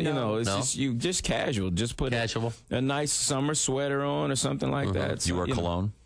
Just a little bit, not too much. What kind do you wear? I go with Gucci Envy. Really? Do you have that on now? Yeah. Christy, give him a snort. Get in there. Yeah. And oh my God! Did you lick him? Did you lick him? I think she did. That was nice. Tom's gonna get whipped. I gotta hit that. Yes, you do, Tom. He's very clean. Really good. This is creepy. I'm getting a little creeped out here. Look at that. Tom, you look like Tom, you look like your adopted son has just graduated college. You're over there. And this is the one from Cambodia, and this is the one from Africa. I want to smell Christy now. I didn't put on anything. That was hilarious. Oh my I was told not to God! wear That smells good, Ralph. Does Ralph smell better than Christy? No, He's wearing cologne. I'm not. That's not fair. Christy smells like her shampoo. She smells good. But no, Ralph you smell great. What's that stuff called? It's called Gucci Envy. It's very clean smell. Yeah, it's nice. That is nice. not bad. Not and see, overpowering. men have a tendency to put it on until they can smell it. You're not supposed do that. to. No. You spray it in the air just in front of you and walk through it. That's right. That is Spray 'em always enough. Just spray one time. Don't spray 4 or 5. Spray and just walk. one time. See, I'm not a cologne and person. trust that other people. Now, will when you smell walk through, when do you spray it? Do you spray high? Or No, do you spray it low. about You gotta spray it spray about below neck, your eyes, neck Bob, and or chest you'll level, burn. And then neck and do you chest level. sprint through it real quick before it hits the ground? How do you do that? I've But never how heard of fast that. are you going?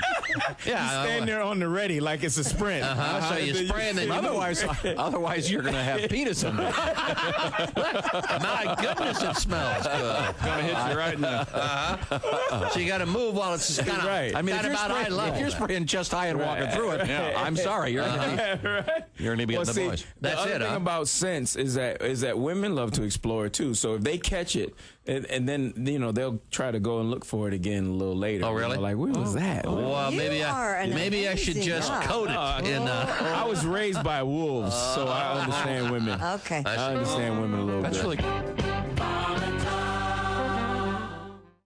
Hi, this is Chick McGee from the Bob and Tom Show. Miss some of the show? Become a Bob and Tom VIP and subscribe to the audio and video podcast. The Bob and Tom Show, on air, on app, and on demand.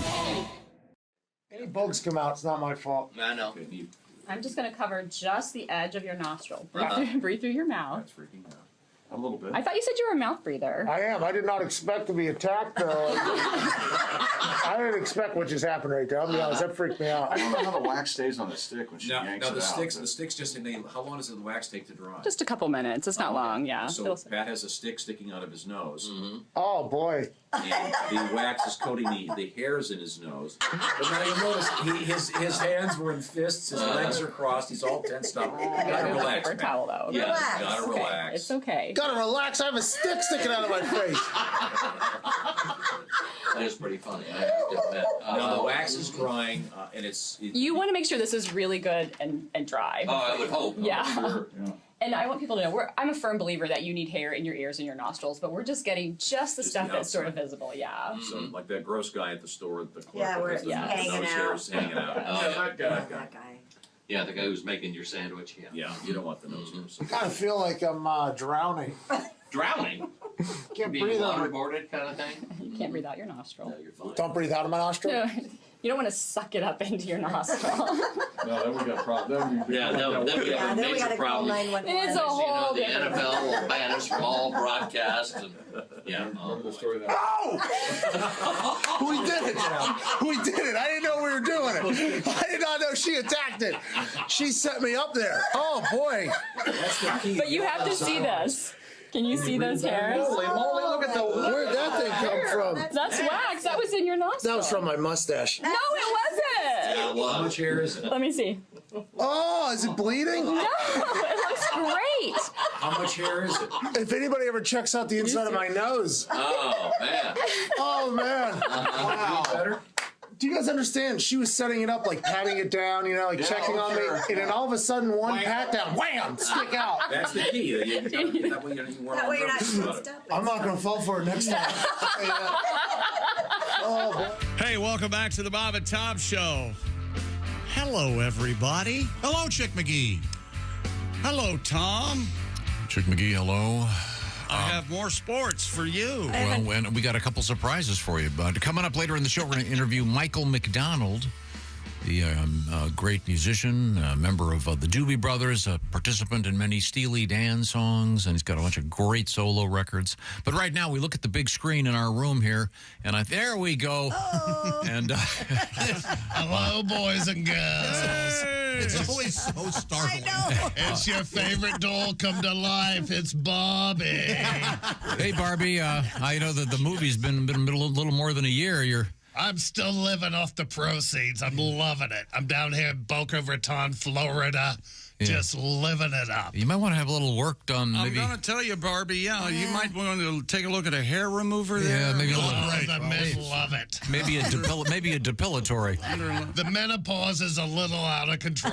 But don't do the armpits match the face? No, they're full on, Mr. Chick McGee. Nice. So I guess the phrase, I'm all natural. She probably keep it hairy. Oh, she keep it hairy upstairs and downstairs. Good to know. No, thank you. Well, since you guys had Allie on yesterday, I know you guys have a bunch of people that love the sexy time. So I thought I would call in and do a Bobby's sexy time.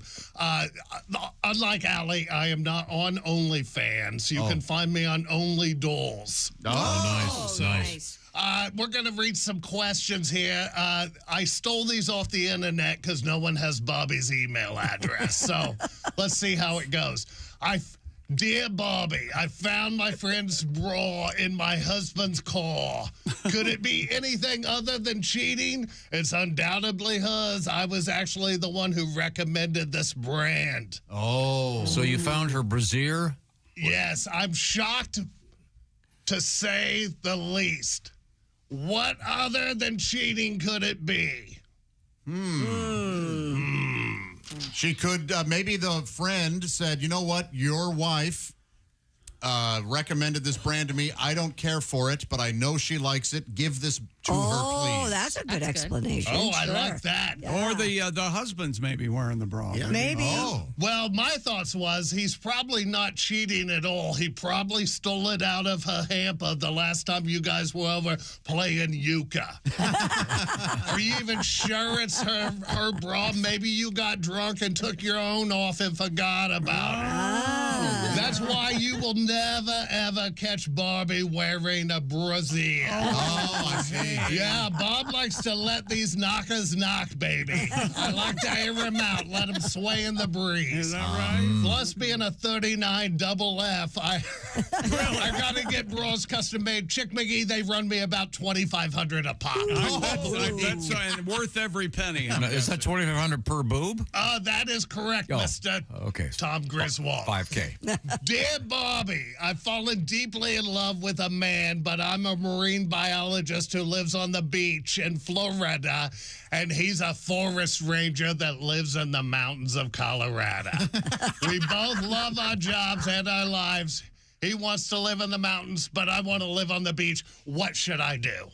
Move to an island that is essentially a giant mountain, but with beaches, of course, around it. Well, that makes too much sense. I say fall in love with someone else. Good jobs are hard to come by these days, especially ones you like.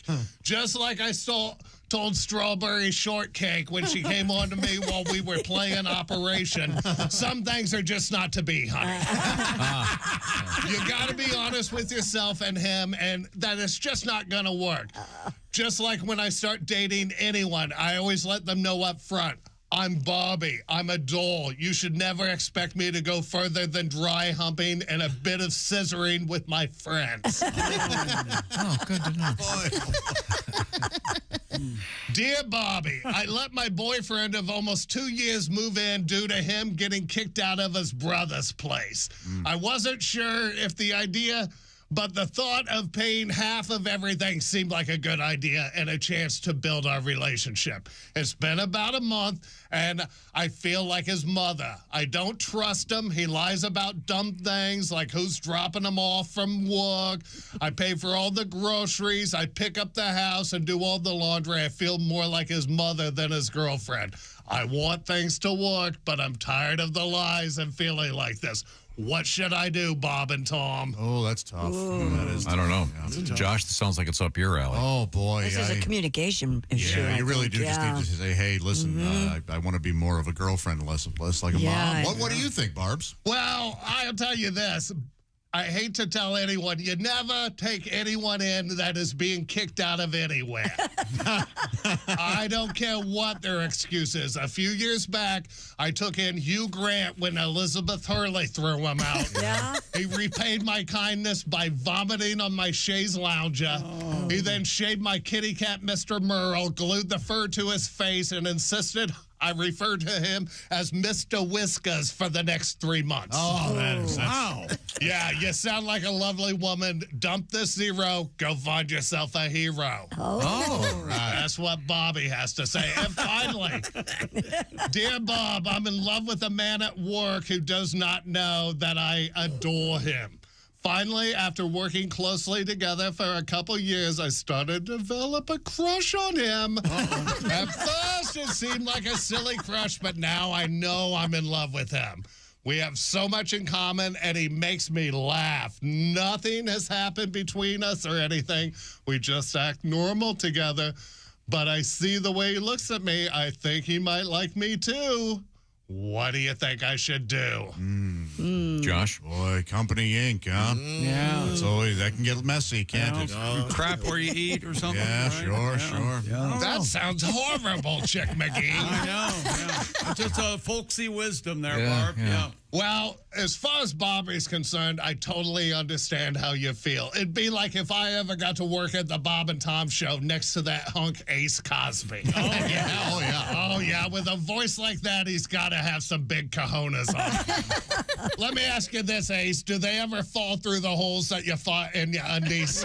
All the time. I can only imagine us laying in bed, post coitus. Oh, yeah. Me smoking a Virginia Slim, you Yeah. telling me those hilarious jokes that only a 5-year-old in daycare would find hilarious. Asking me if you could scan the Navy in between my legs. Sounds hot, you and all that semen. All those semen, I said it wrong. Bob and Tom, I gotta run. They just opened the champagne at the buffet. Bye. Bye-bye. Thanks, Barbie. Oh, boy. Goodness gracious. Little facial hair there. It's time to return to the Dude Wipe Sports Desk with Chick McGee. Okay, we have an update on your Scottie Pippen story because you were talking about Scottie Pippen and his advice. Is it a book? Is it not a book? Five rules to live by? Right, and you were talking about we were talking about burying because Ace said the hole would be bigger and the cemetery and stuff. Right. Well, my niece has chimed in. Okay. No, Chick. Unless you become dismembered and no one can find the rest of your body, they cannot just bury your head. Oh. Well, that seems. What if that's my religion? Well, what religion is that? I don't think you're allowed to ask that. Oh, yes, Church and of Chick. Just the Church of Chick. Chick, I like that. Body, no body, no heart. And they've never what I broken call any it. legs, but they have crossed some feet. That's all she said. Okay. Yeah. All right. Yeah. They have crossed some feet. Think about that. Okay, well, let's move on. This my is disgusting. And Tom, this sports story is going to require a little help from you. All right. Okay? Now, I'm going to say like a month ago, maybe 6 weeks ago, the New York Mets, for some reason, they had the McDonald's character Grimace at the ballpark. Oh. You know, the big purple guy? Sure. Yeah. And it Affable chap. brought them amazing good luck, and they ran off a streak of like 20 in a row or something. So now what they want to do, they've unveiled a new seat for the McDonald's character Grimace at Citi Field. Okay. To hopefully have him come and be at every game. I'm hoping they're paying him a little something. Grimace doesn't get out of bed for less than $5,000. My guy, he's Grimace. That's right. Yeah, you got to throw him something. The character made an appearance at the ballpark earlier this week when the team unveiled a commemorative purple seat in Section 302 to honor his special connection to Mets fans. Not even field level for Grimace. On June 12th, you'll recall, yes, Grimace threw out the first pitch before the Mets beat the Marlins at Citi Field back on June 12th. The victory began a 7-game winning streak, and Grimace, the Mets' good luck charm, soon went viral. And Grimace doesn't speak or do it, but he talks. Does he talk? Could he In travel? the commercials, yeah. Maybe the White Sox could use him. No kidding. Well, they just lost their 116th. Oh, bless their hearts. Is that going to be the record? Well, then they get into how many games. There are 154 game schedule and percentages and the Florida Fish and Wildlife Conservation Committee, Josh, pay attention, has announced the winner of this year's Florida Python Challenge. Okay, I do want to find out the weight and all that stuff. The $10,000 grand prize went to Mr. Ronald Kiger. Wow. Spelled just like tiger. He removed 20 Burmese pythons from the Florida Everglades during a 10-day hunt. That's 20. So 2 a day. Yeah. The average. Yeah. This year, more than 800 people from 33 states and Canada participated in the Burmese python hunt. Hunters removed 195 snakes from the wild. Wow. So a lot of them got 0. Yeah, they got skunked. Yeah. Yeah. Do they get to keep the skin? All I know is that Gonna make a hat? They're quote unquote humanely euthanized. Right. Is that right? Yeah. So I don't know if I'm what sure they do. reuse the skins for stuff because python. They probably sell stuff. Yeah. Make boots or something. Yeah. And people eat python too. Well, you know those boots are made for walking. Of course. You know that? Well, that's just what they'll do. One of these things. That reminds me. Speaking of humanely, here's Snake. Here's Snake. I don't think that's what Now, Pat, we promised a song. Yeah. So can we squeeze that in right now? Squeeze what in? A song right now? Yeah. The Nancy Sinatra. According you want the Nancy Sinatra, you want something new? Oh, you could do. I suppose. According to the Wildlife Agency, about 22,000 invasive pythons have been removed from the state since 2000. Do they have any idea how many there are still behind? So 20. Man, I wonder if I don't think there would be an accurate way to get a measurement. You're right. Of how many pythons. No, do they euthanize them or send them back to Burma? That seems to be kind of a contemporary thought. You know, you always tell me you're not from around here. Relocate. When you were a kid, you thought you saw a headline as guerrilla warfare. You thought they were actual gorillas. No, I would hear on the news about guerrilla warfare, and I thought that there were gorillas out there. And, I was already scared enough from watching one of the Little Rascals episodes where they had a guy, the wild man from Borneo, going yum yum, eat him up, scared the hell out of me. Okay, incredibly culturally insensitive, by the way. I hope they don't air that one anymore. I hope not either. Pat's ready, I think. Okay, now Pat, which one are you going to do? Well, this is based on the fart walk from yesterday. Okay, now do a real quick explanation. There was some actor or something or actress that said you're supposed to. No, it sounded like a doctor. No, it was a doctor. Health experts are extolling a new viral trend called the fart walk. It became a phenomenon after it was introduced by author Marilyn Smith, who said in now viral video she and her husband go on a walk about an hour after eating a fiber-rich dinner to release the gas. They call it the So do they walk side by side, or do you flip a coin, losers and back? I don't care for the word Hey, that was a good one, Marilyn. Oh. She says it helps them ease any after-dinner bloating and also reduces the risk of developing type 2 diabetes. So it's a good, healthy thing. Really? Okay. And it's and Pat, you have a... You going to do the fart bass? Or give me a key. Ba, ba, ba, ba. Start. Ready? Yeah. All right. I'm spraying my... Here we go. Hi-oh. I keep thinking I got something brewing. I want to take a hike and not make a mess. I had baked beans for breakfast and they're stewing. Maybe a bit gassy, I confess. That's going to leave a mark. Yeah. These toots are made for walking. Farting's what I do. Ace got out of the shower and he sharted completely new. Beautiful. No need for a take two. Thank you very much, Pat. Coming up, the song you wanted to play in just a couple of minutes. I apologize. Sports sincerely. just for Tom. Yesterday, the Kansas City Chiefs acquired Kareem Hunt.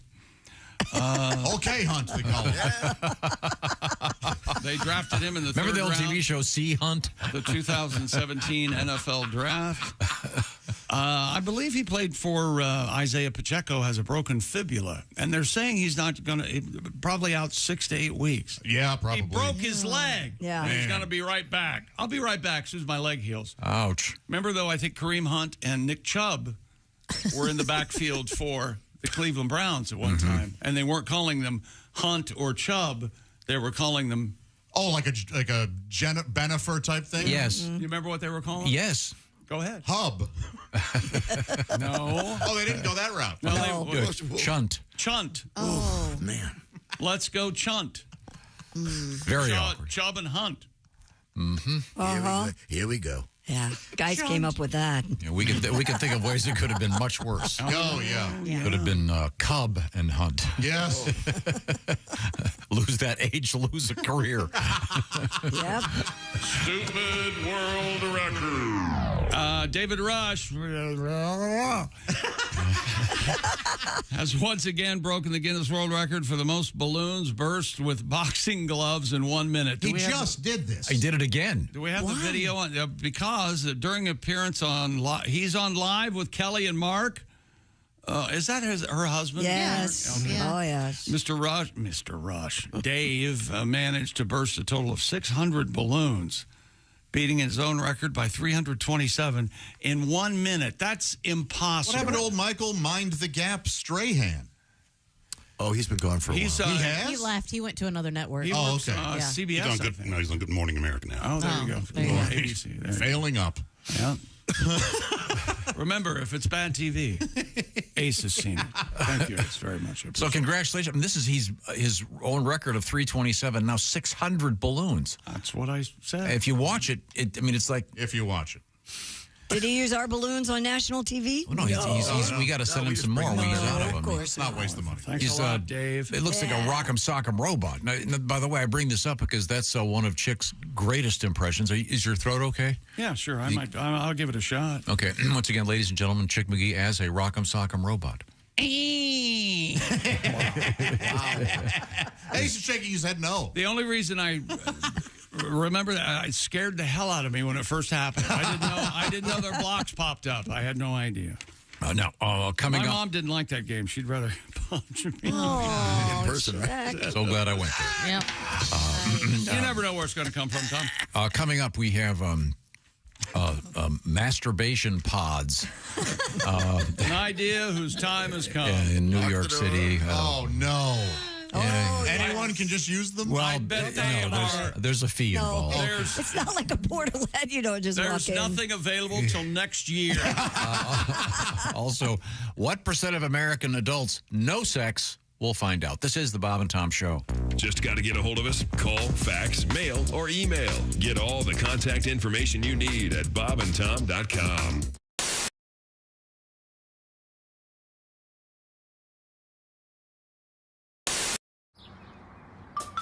Is that Chick McGee?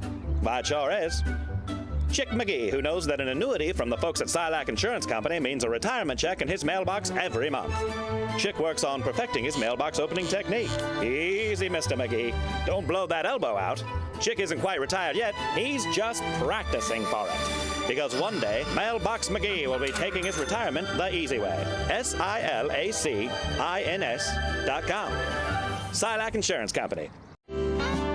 Last time you were here, Eric, you impressed us with your musical skills. You, oh, that's right. You are a manualist. Manualist. I am. Now, for those that don't know what that means, manualism is the art of manipulating one's hands to make. There you go. To make that sound. That wasn't me yet. I didn't. There we go. You must be. Sorry, excuse me. You must kick ass at parties. That was my no hands. Yeah, I know the chicks dig this. Yeah, I know they do. Yeah, if you're at a party. Yeah, this is my go-to on a first date. I'm gonna say, if you're at a party and you see Eric and there's a big group of guys hanging around him, this is what they're doing. Wow. They're looking for that, and then my Dungeons and Dragons kit too. As I'm doing that. So, give us a sample. All right, there you go.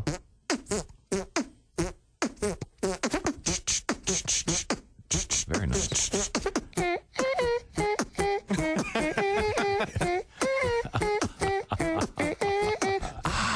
Push it.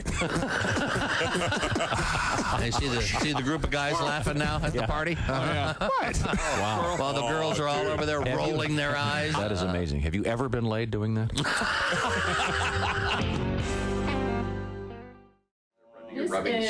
This is a wash. It's a face wash. It's called Soothing Licorice, so it's very gentle. It has very sensitive skin. He's told me. So He does. No, that won't get in his eyes and make his eyes. Well, I'll make it a point. Is this where I quietly switch places with you, Brenda, and Pat doesn't know I'm rubbing his face? I'm sorry, my hands. Yeah, no, that's not till Chick, dripping stuff. Come touch my face, Chick. And those aren't my hands. You're going to start dripping stuff? Hot candle wax? What are you doing? Now, is he going to be able to talk during this after you? He's falling asleep. What are you talking This is really nice. I mean, this is probably one of the best things I've ever done. We're all gonna give you the mark of the mushroom. Sounds good. Give me the Roman helmet. His pants. It looks like he's aroused. I think it's just an illusion. No, it's a genie weenie. I think it's. No, it's my quads. You got to remember, my quads are so big, everything sits atop the mountain. That's right. Everything. They're saying big mountain, small flag. Yeah, just like the moon.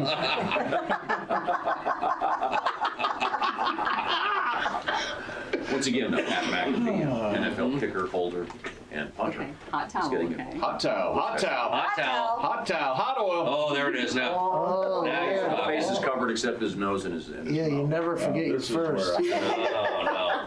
How does that feel, Pat? You've not had a facial before? Well, it depends what kind you're talking. This I see. Wait a not minute. What do you guys do on the road? None of your business. What goes on the road stays on the road. Mm-hmm. You heard of squirting, though, right? Yep, there we go. Oh, come on. I'm just saying. No, Tom hasn't. Probably not. Oh, that doesn't certainly happen. No. Oh, that can't possibly. Quiet with their hands folded. All I know about facials is eventually someone gets out cucumbers. Is that going to happen? Or are we going to have any of that? They don't do that. Cucumber.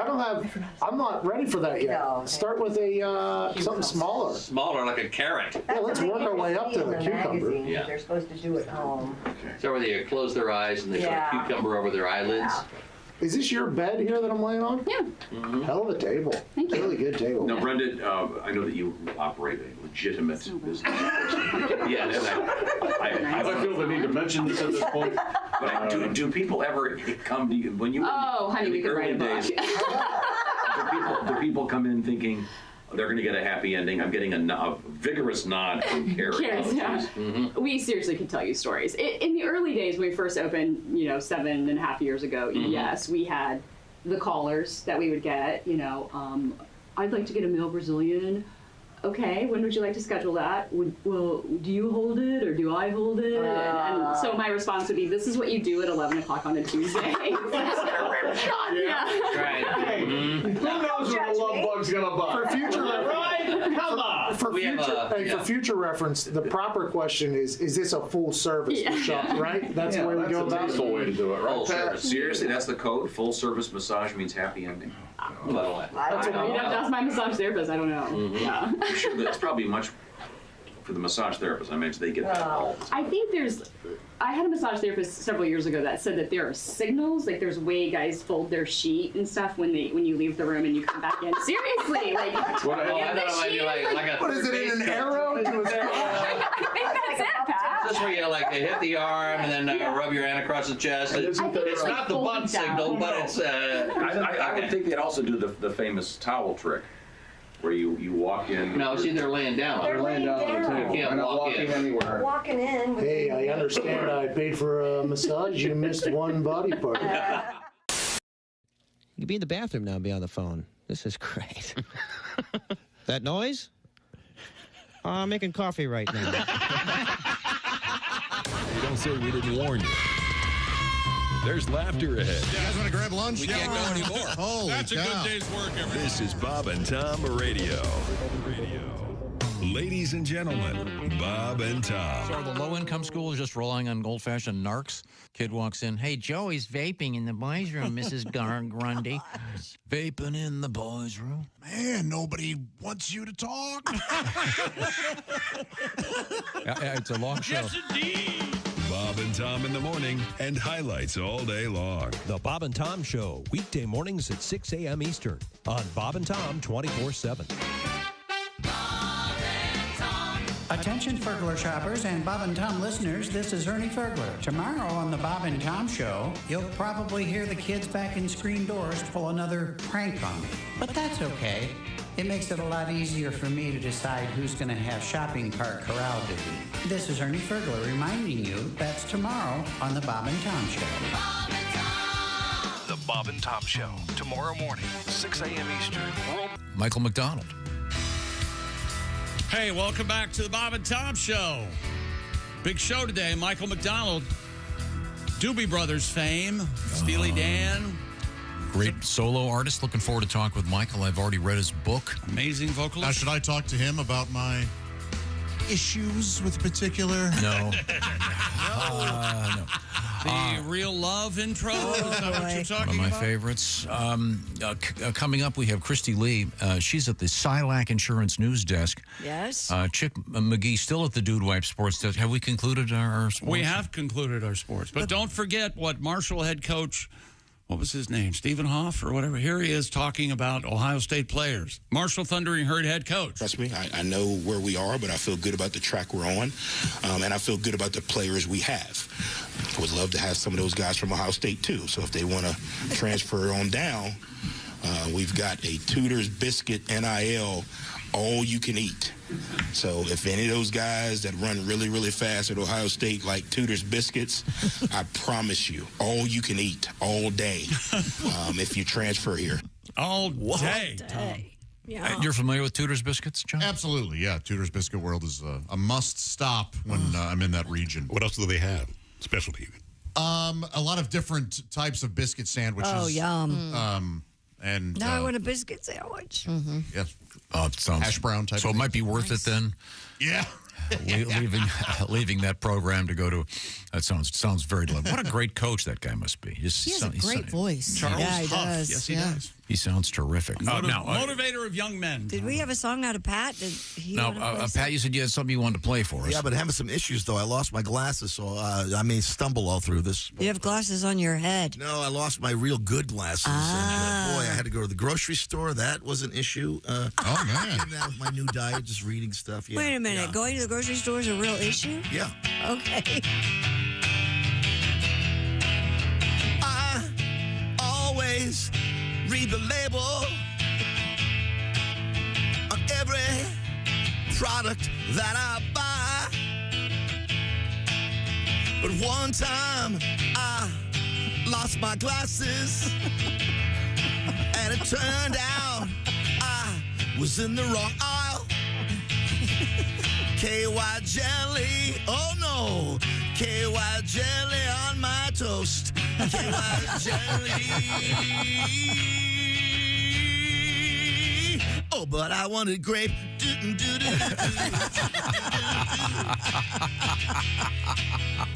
What do I do with all this KY?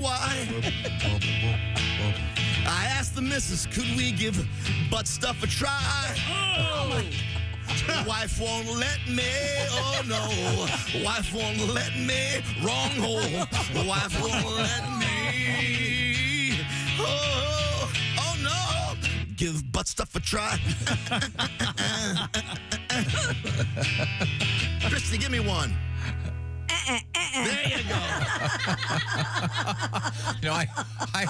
I got to tell you, I didn't see that coming. An odd twist there. And I guess, wow. Whoa. And the lady wouldn't see it either, technically. I love that song. The Outsiders. The Outsiders, That is a yeah. good song. Time won't let me. That's an obscure one, but a great song. Was that a one-hit wonder for them? I'm almost certain. Yeah. Yeah, I don't know if they had any other hits. Time won't Let Me. It's great music to that, too. Yeah, the bass part. Ooh,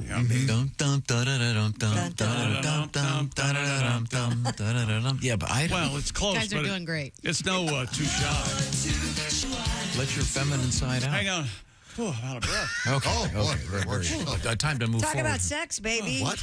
Yeah, you were talking about butt sex. Let's talk about this. Jeez. Let's talk about butt stuff. Yeah, all of it. Let's do it. There's a new survey out there Let's talk about it. that reveals how much or little people are having sex. Well, of course, little people have sex. What do you think other little people? Yeah. There's probably a whole much? series of videos. That's actually, that's not necessarily so, right? Right, Yeah, right. Okay. Yeah. Oh, my God. Two little people can they can give birth to a normal. You gave me the snotty. You know something? We keep getting way off topic. About what? Is that something you can find? I assume in the internet. Oh, yeah. Yeah. Little people having sex? There's little people blow-up dolls. I used to send them to my friends when they would turn 21 in college to their dorms. And, What? Mimi, I don't think I can Well, say. remember there was a porn star. That's her. Bridget, It's her. Bridget Yeah, the Bridget. Oh. Yeah. That was her own That name. was her porn name. Didn't one Tammy of Pescatelli lived lived in the next same door to her? apartment complex. Yeah, remember with her. that? Next to Bridget? Yeah. Yeah. Oh, yeah. Talk about a brush with greatness.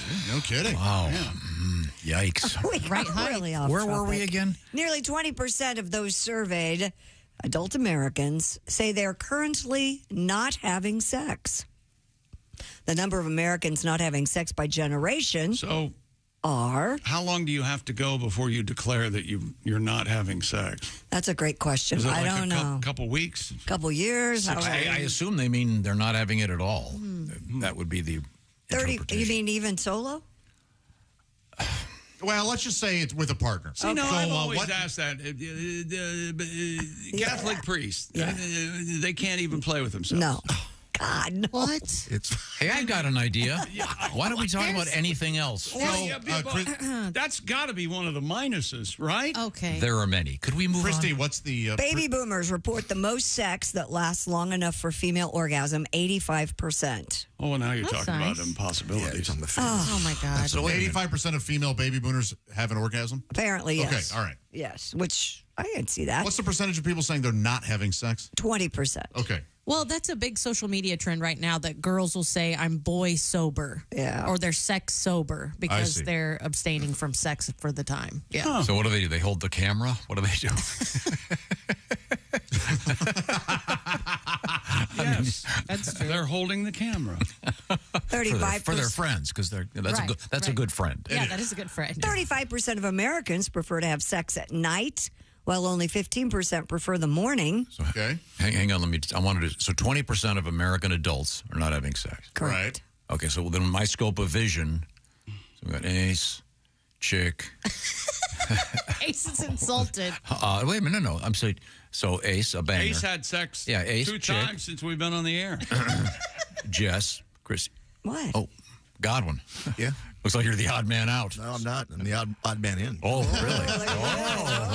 Every night, baby. So are you number 3 or number 5? So there are 7 of us, so 20% would be 1.5? No? Okay, well. People who watch pornography multiple times per day typically last around 5 minutes longer than those who do not watch porn. Well, that's because they're out of juice. Yeah, or I'm used to it. kind of desensitized. Yeah, I've seen this before. Fast forwarded, I've seen this one. Well, they last longer with a partner. Oh, yeah. Yeah. Well, is it because they're not as turned on? I think it is somewhat of a poisoning, yes. Huh. And that's coming from me, who was a big porn fan. Big. I see.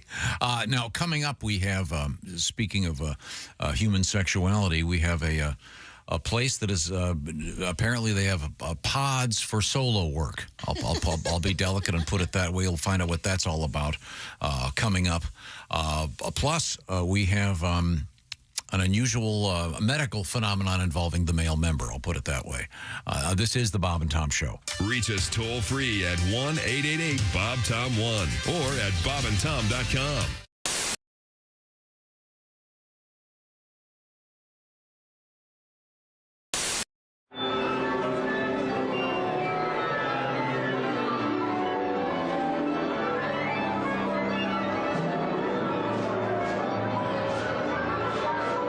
Hey, Bob and Tom, this is the Static Shack. This is a real recording studio. All this stuff is paid for, and this is basically where bands come in, record their tapes so that they can play their tapes on the radio and stuff. I could have had a recording studio. It's nice, too, but I got a boat instead. And my band's coming here. What? Can I get some help, man? Dusty, I'm the lead singer. I mean, I'm kind of busy, plus I'm taking my break now. If you need help, I'll get a girl to join the band. Basically, you have to have an audition couch in a studio. It's state law. That way anybody that comes in knows that they're trying out, knows it's going to be a fair chance. I'm basically auditioning backup singers right now. Just call my pager. Pretty sure we can make it happen. I swear to God we can. This is my favorite part of the recording studio. Not every band has this. We got Goldschlagers. Look at that Goldschlagers. We got Funyuns, and we got Jaegers. It's the lead singer salad bar. I love Goldschlagers. Goldschlagers is basically the only liquor invented that looks like it has goldfish turds floating around. But the fact remains, that's 14 karat gold.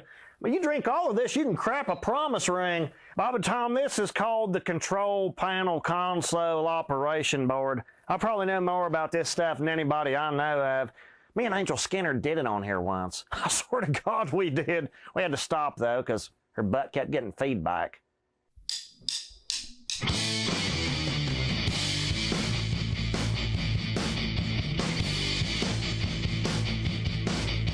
Late night party at the pizza barn. Had no idea it could get this hard. $80 tab, try to split it 4 ways, but that don't work when the drummer never pays. Scotty got the pizza, boner bought the beer, then our waitress says, "Are we finished here?" Let me put the tip in, 'cause you're so hot. Let me put the tip in, I swear to God. Let me put the tip in, I love your hair. Let me put the tip in, it's only fair. I swear to God I'm the best tipper. I lay it right here on the table to prove it. Long dark hair hanging down her back. Had asked for days causing a pork attack. So fire ass hot, she should be on stage. A meat lover's dream, making minimum wage. Let me put the tip in, come over here. Let me put the tip in, get you a beer. Let me put the tip in, I swear to God. Let me put the tip in, check out this wad. Hey, that's only 10%, baby. Look, you want to see a little more? There's 20% right in your face. I swear to God, you have to accept my tip. It's state law. Now, when I know how to set the mood, baby, how about a guitar solo? No, not the whole thing, just the tip. Scotty Winkler!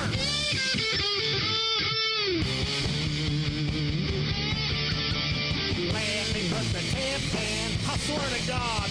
Let me put the tip in, give me the nod.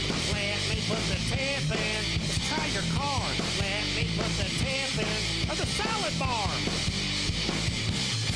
Let me put the tip in, baby. You'll always come out ahead. I swear to God you will. Hi, this is Christy Lee from The Bob and Tom Show. Thanks for watching this morning's show.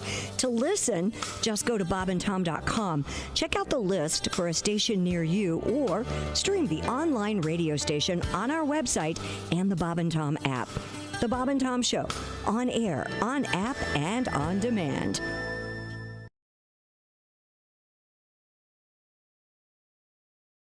Hey man, it's Donnie Baker. Guess what? I saved up some money and bought this new badass spy camera.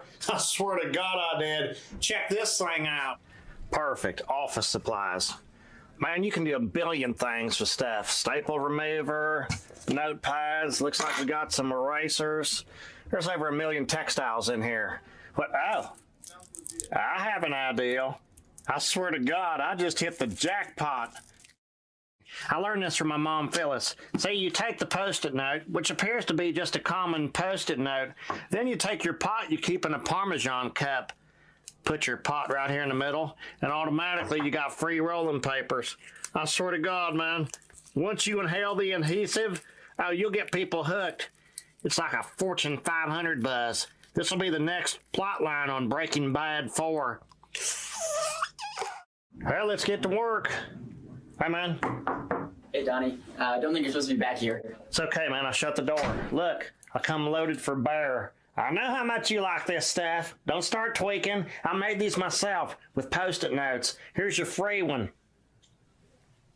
It's sticky. Well, how else you think you're supposed to get hooked on it, Dick? Go ahead and hit it with a lighter, and this will keep you from snorting that Scotch tape at Christmas time. But wait, I want payment now. I want my payment now. $20 like usual. I don't have any cash. You take credit card? Yeah, what am I going to do with that? Run it up the crack of my ass?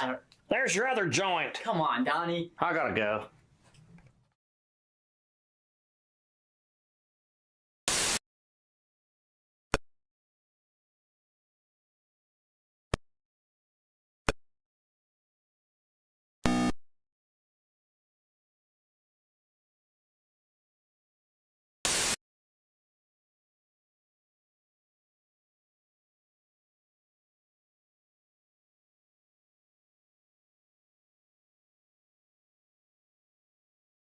but I'm still unsure. Hey, Silax annuities help protect the unsure against financial risk to their retirement savings. Down market, no problem. An unexpected health issue, not an issue. Your annuity is flexible because life isn't predictable. Silac, huh? Fly-by-nighters? Nope. The company actually opened during the Great Depression. Back then, they were on a mission to help people when people really needed the help. So signing up going to be complicated? Silac makes getting an annuity clean, simple, and transparent. Move on from unsure to insure. Silac. Get started now at SILACINS.com.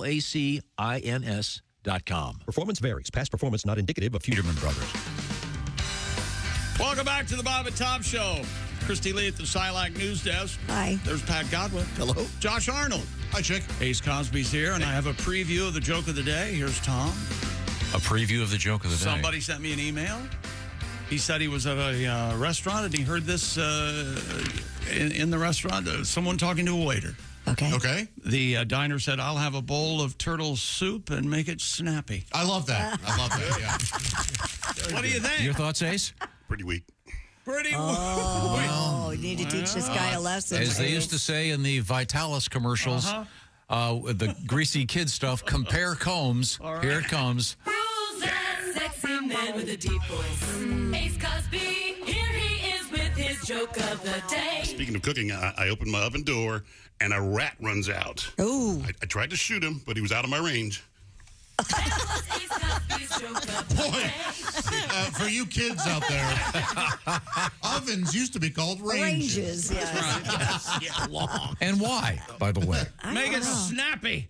Ace's joke of the day brought to you by Sleep Number. Sleep better together. You can save now on a Sleep Number smart bed, but you'll only find it at a Sleep Number store or at sleepnumber.com. Didn't microwaves used to be called radar ranges? Yep. Radar ranges. I think that was was that a brand? I want to say the Amana radar. Amana, range. yes. I remember the first microwave we had was about the size of a casket. It was rather large. Yeah. And a wild noise when it. Yeah, it was terrifying. You guys say zap? My grandma would, I'm going to zap that. Yep. Yeah. Yep. Yeah.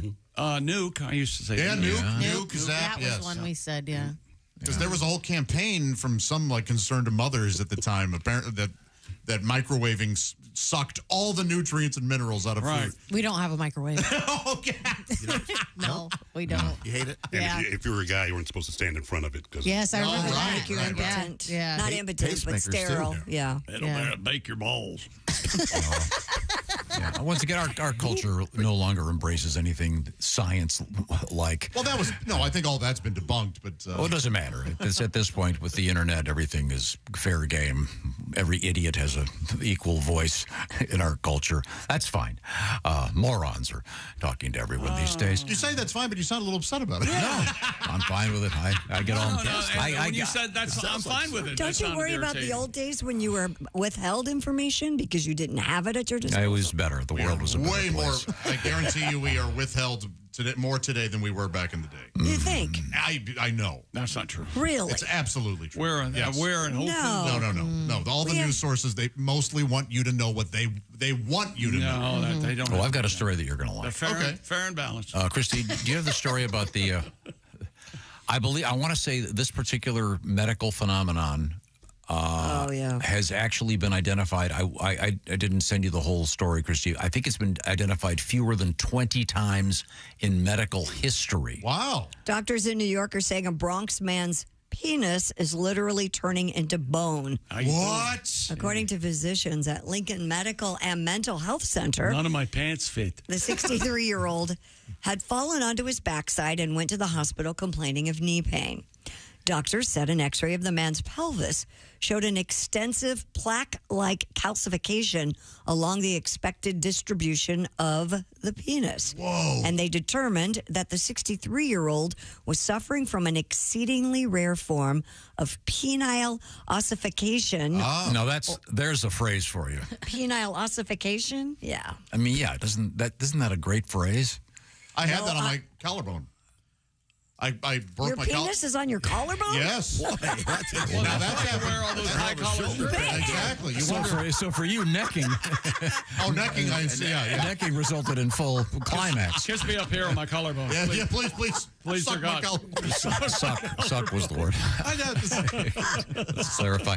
I'm sorry. It So actually means the abnormal formation of bone in the penis. I broke my collarbone twice, and a calcium deposit built up. And there was a lump here, and it's actually still a little lumpier than my other clavicle. it doesn't. Penile ossification sounds like something that happened to a senator from Georgia. Absolutely. I have the penis ossification, Your Honor. But this sounds. I wonder if there's any way to reverse this. I bet if there were, no matter how much it costs, this guy's willing to buy it. Yeah. It'd be like But does this mean he's like osteoporosis, penile osteoporosis? Constant. he's at attention all the time? Yeah. I'm not sure it's necessarily the attention. Maybe dangling south. Yeah, and okay. solid. How does he get? But again, Could be the article solid. continues, and this is from what is the name Urology case. of the urology case reports. I don't have the September issue yet, mine. Oh, I'm waiting for the. Okay. But yeah, he's. And I was told to play this because this would be. This is something from Drake. Is that correct? That I'm looking right at Ace and asking him. No, I was looking at. I don't believe you. Are you familiar with Drake's work? I am not. Oh, yeah. Yeah. Okay. Well, here we go. Let's see what he has to say. So hard and make the metal detector go off. Oh, wow. Makes the metal detector go off because it's so hard. Yeah. Man. All right. Let me listen to that again. Did you eliminate a word from that? Is that what- Yes. Okay. Many. So hard and make the metal detector go off. That's Mr. Drake. That's hard. And what was he in? Degrassi? Yeah, he was an actor. Yeah. Wow. So there you go. Ossification of the male member. I wonder what it feels like. Hard. Yeah. To have or to Really, hold? really hard. Well, I would suggest Ms. Hooker walk 15 feet and grab Josh's collarbone to see the ossification process. You know me in questions. Would you rather have one like this or one that constantly limp? I think the answer's easy. Well, this might be real painful and Right. non-functioning. Yeah. Thank you. It may not be. What about urine? Would your urine still come out of it? Sure. Yeah, I'm sure that urine would would still come work, I out. would hope. You think? Well, it'd be Well, it cool. comes out of cement And fountains. if you broke it, you could get a cast people could sign. What color do you want your cast? Oh, I'd like the purple one. You're going to go purple, yeah. Can you guys see The penis on your shoulder? Put your penis away, will you? I'm sorry. Isn't that a song? Penis on my shoulder. Broke my collarbone. Do you remember when they used to call Elvis the pelvis? Oh, of course. Oh, yeah. That was from the very beginning when he was in the Ed Sullivan. He was naughty. Yeah. What else is happening over there at the? I almost said something else. The Silac News Desk is what I meant to say. Well, thank you for asking. A hotel in New York City is now offering what it calls self-love pods in honor of Sexual Health Awareness Month. The Walker Hotel Tribeca invites guests to re-explore their own sexuality by booking a room that features deluxe perks to enable solo play. CNN reports that while the term pod may be misleading, the pods are regular rooms with special add-ons, including perfume oil, fancy soap, and an egg-shaped personal massager. How naive, though. Extensive collection of adult cinema. No. Why would you? I wouldn't How use naive someone of the else's. hotel to Yeah. assume that their rooms aren't already masturbatory. Right. Exactly. Yeah, although after this, boil the towels. I thought a masturbation pod in New York City was a subway car. Don't you think the people? What about the people who are going there just to get a room? Would they? Yeah, no kidding. Would they be creeped out by everybody else? I think it's the same, except it doesn't come with a toy. massager and Yeah. Have the housekeepers gone on strike? All right. We're not. But I'm with you. Every hotel is this all the Yes. time. Yeah. Rates for Walker Tribeca's self-love pod start at $350 a night. It better be a nice hotel. And you better get to keep the massager because I'm not using a massager somebody else has used. That's disgusting. Boy, I never even considered that. So you get a baggie to go. Yeah. I don't know. Is there a home kit that they? This Maybe seems. they have one of those big machines that show you how they clean the massager, like they used to with the ball pits. And Oh, everything. the ball pits. They had the Rube Goldberg machine that would wash all those things. Yeah, very good. I think they're just trying to just hop on board whatever it is, self-love month or something. They're Sexual Awareness Month. Well, okay. We are confusing the young men in our. So there's Sexual Awareness Month followed by November. Yeah. Which is you don't do that at all. Right. How about we just everything in moderation? Take care of yourself. The whole How year about we round. just shut up? Yeah. Do what we want. Yeah, I second the motion. I've been saying it all morning. We can't shut up. What would we have if we shut up? Coming up, speaking Silence. of hotels and fancy restaurants, wait till you hear the restaurant in Chicago, what they've got going. I'll give you a little bit of a hint. It's a drink, and it costs $13,000. My goodness. But That seems pricey. It's misleading. Yes, It better be with Michael Jordan. It's as misleading as it is. No, that would be interesting. Or the aforementioned Mr. Scottie Pippen. Right now, I want to talk to you about BetterHelp. The Bob and Tom Show is sponsored by BetterHelp. BetterHelp is all about the importance of therapy and how therapy can be helpful for you, perhaps. And see what I'm talking about by visiting BetterHelp.com and BetterHelp.com/BT Show. What it's all about is accessing therapy on the internet. And the way it works is you fill out a questionnaire, and you will be linked up with one of 35,000 participating therapists. And the therapy itself is also done online. So it's all about convenience and about doing it in a way that's better for you, perhaps. So see what I'm talking about. And the therapy, of course, can be a very good thing for you. Maybe getting your sparkle back, if you will, or reaching out, not a sign of weakness, but reaching out for therapy, actually a sign of strength. So find out about therapy and rediscover your curiosity by going to betterhelp.com/BT Show. That's /BT Show part knocks 10% off the first month.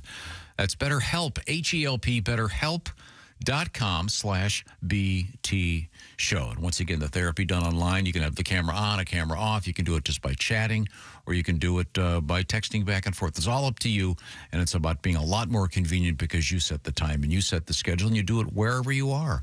Now, I want to mention real quick that we had a winner in our competition last week for week 2 of pro football, and the winner is one Mark Harkins of Caldwell, Idaho, the home of the Fighting Cougars. And he won himself a $500 gift certificate from Steven Singer Jewelers. We'll do another one this week for week 3. You got to get your entry in prior to Thursday evening's game, and that would be something you should do today or tomorrow. And just go to bobandtom.com/contest to be part of it. The winner also gets to pick against Chick McGee in the famous Shoe-In of the Week. Coming up, we're going to talk with the great musical artist Michael McDonald. This is the Bob and Tom Show.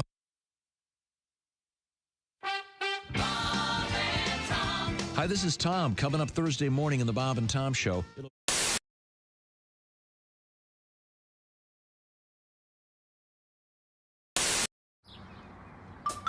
Is that Chick McGee?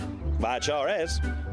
Chick McGee, who knows that an annuity from the folks at Silac Insurance Company means a retirement check in his mailbox every month. Chick works on perfecting his mailbox opening technique. Easy, Mr. McGee. Don't blow that elbow out. Chick isn't quite retired yet. He's just practicing for it. Because one day, Mailbox McGee will be taking his retirement the easy way. SILACINS.com. Silac Insurance Company. It's very personal to me. I mean, actually, I'm feeling really good, at the very, very moment. I've had my cigarettes and all that. And, but this has actually been a pretty tough year. I think it's been a tough year for everybody. And my newest thing is that every time I get a piece of mail, it's bad news, no matter what. So I finally just put a trash can in front of my doorstep and just put a little note there to the mailman just saying, please deposit all mail into this and then take it out on Mondays. But so this is just sort of a song about that. It's kind of a sad song about my life. I just got a letter in the mail saying that my oh, wait, you know what? I'm sorry. You can't do this all of a sudden? Well, okay, let me think it out here. You have to redo some words? If it's necessary, we can take a break and you can rewrite some of the words. Are you just now? Is this a Haywood moment? Are you forgetting them, or are you trying to rewrite them? Well, no. I got. There's a content issue. All right. Okay. I just got a letter in the mail saying since I didn't receive my credit card in time, there's a $40 fine, which would have been okay, except for that it caused me to exceed the credit line, and that's another $40 fine. Then I got another piece of mail saying that the balance due was drawn from my account, which caused a bunch of checks to bounce, $40 each. And the worst part is that one of those checks was for the DMV for my registration fee.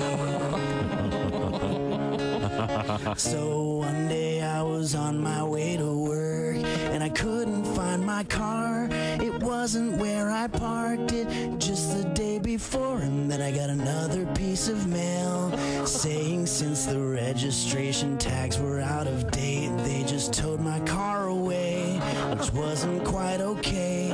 I called them to explain, and when they finally put me through, they just made me wait on hold.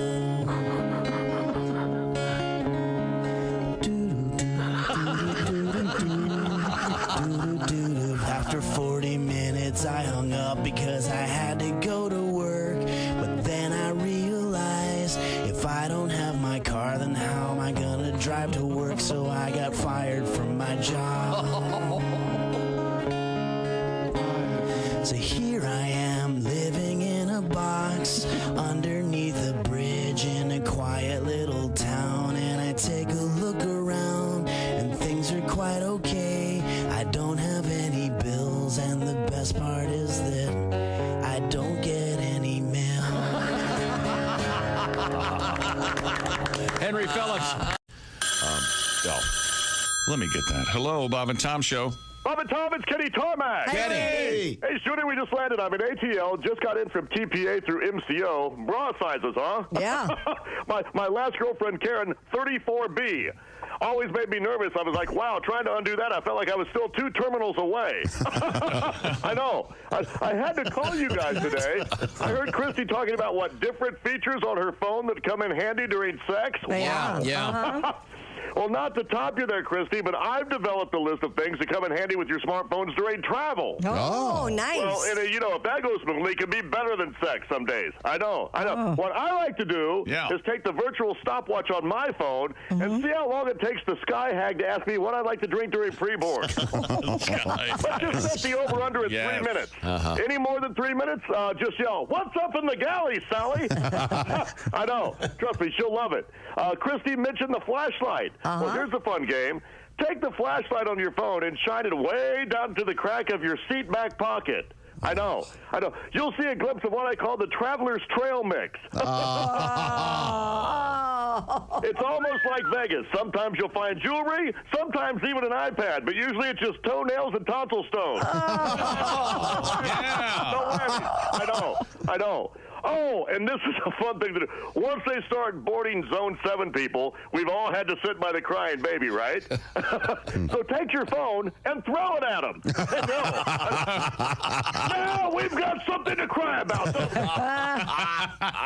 Sorry about your colic, cowboy, but I've got 2 layovers, and we're already delayed because your mom can't break down a stroller in less time than it took to melt Stonehenge. Oh, my gosh. Hey, are you okay? Really? 38E. Hey, look, we're at the gate. We just landed. I'll call you from Phoenix. We just landed. All right. Thanks, Kenny. That was very, very helpful. Yes, indeed. Bob and Tom in the morning and highlights all day long. The Bob and Tom Show, weekday mornings at 6 a.m. Eastern on Bob and Tom. To the Bob and Tom Show. Josh Arnold, Ace Cosby, Christy Lee, Pat Godwin, Jess Hooker. I'm Chick. Hello, Tom. Clarity. You've got an email in your paw. I got a bunch of them. Now, we were discussing this poor chap that had ossification of the male member. Yeah, penile ossification, where the penis literally turns to bone. And apparently it's extraordinarily rare. According to some medical journal, they've only had some 20 cases in history that they've observed. But that led to my playing of this particular song. Now, this is credited to Drake, the Canadian artist. And I'll play it again. This is once again in the context of bone excuse me, not of Penile. penile ossification. Yes. And here we go. Here's the cut.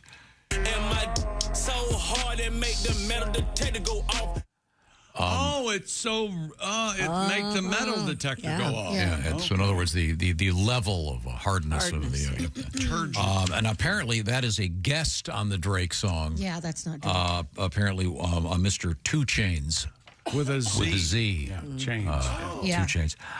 No, You don't sleep on 2 Chainz. No. Okay, so there you go. But once again, it is labeled Drake. I'm not familiar with the genre. It's not my favorite. In fact, it's my least favorite genre.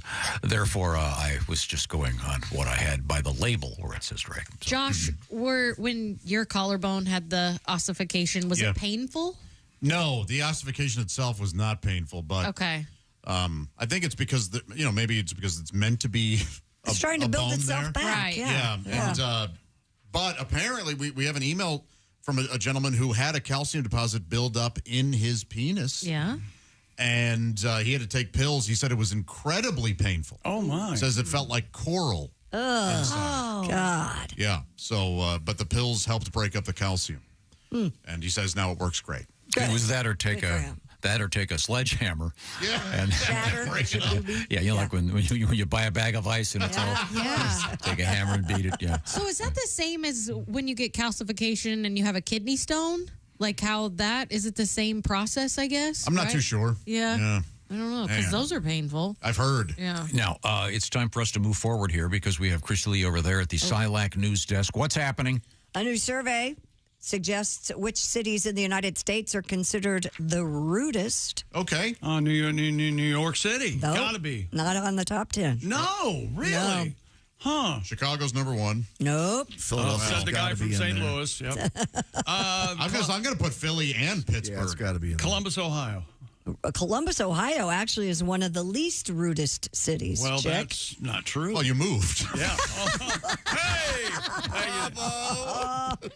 I will kick your ass. Miami, Philadelphia, and Tampa are considered the rudest. Yes. Miami, full of New Yorkers. I rest my case. Well, you're not wrong there. Residents in Omaha, Minneapolis, and San Diego, California, the least rude. Yeah. The most common rude behaviors. You know, I got the lowdown on San Diego.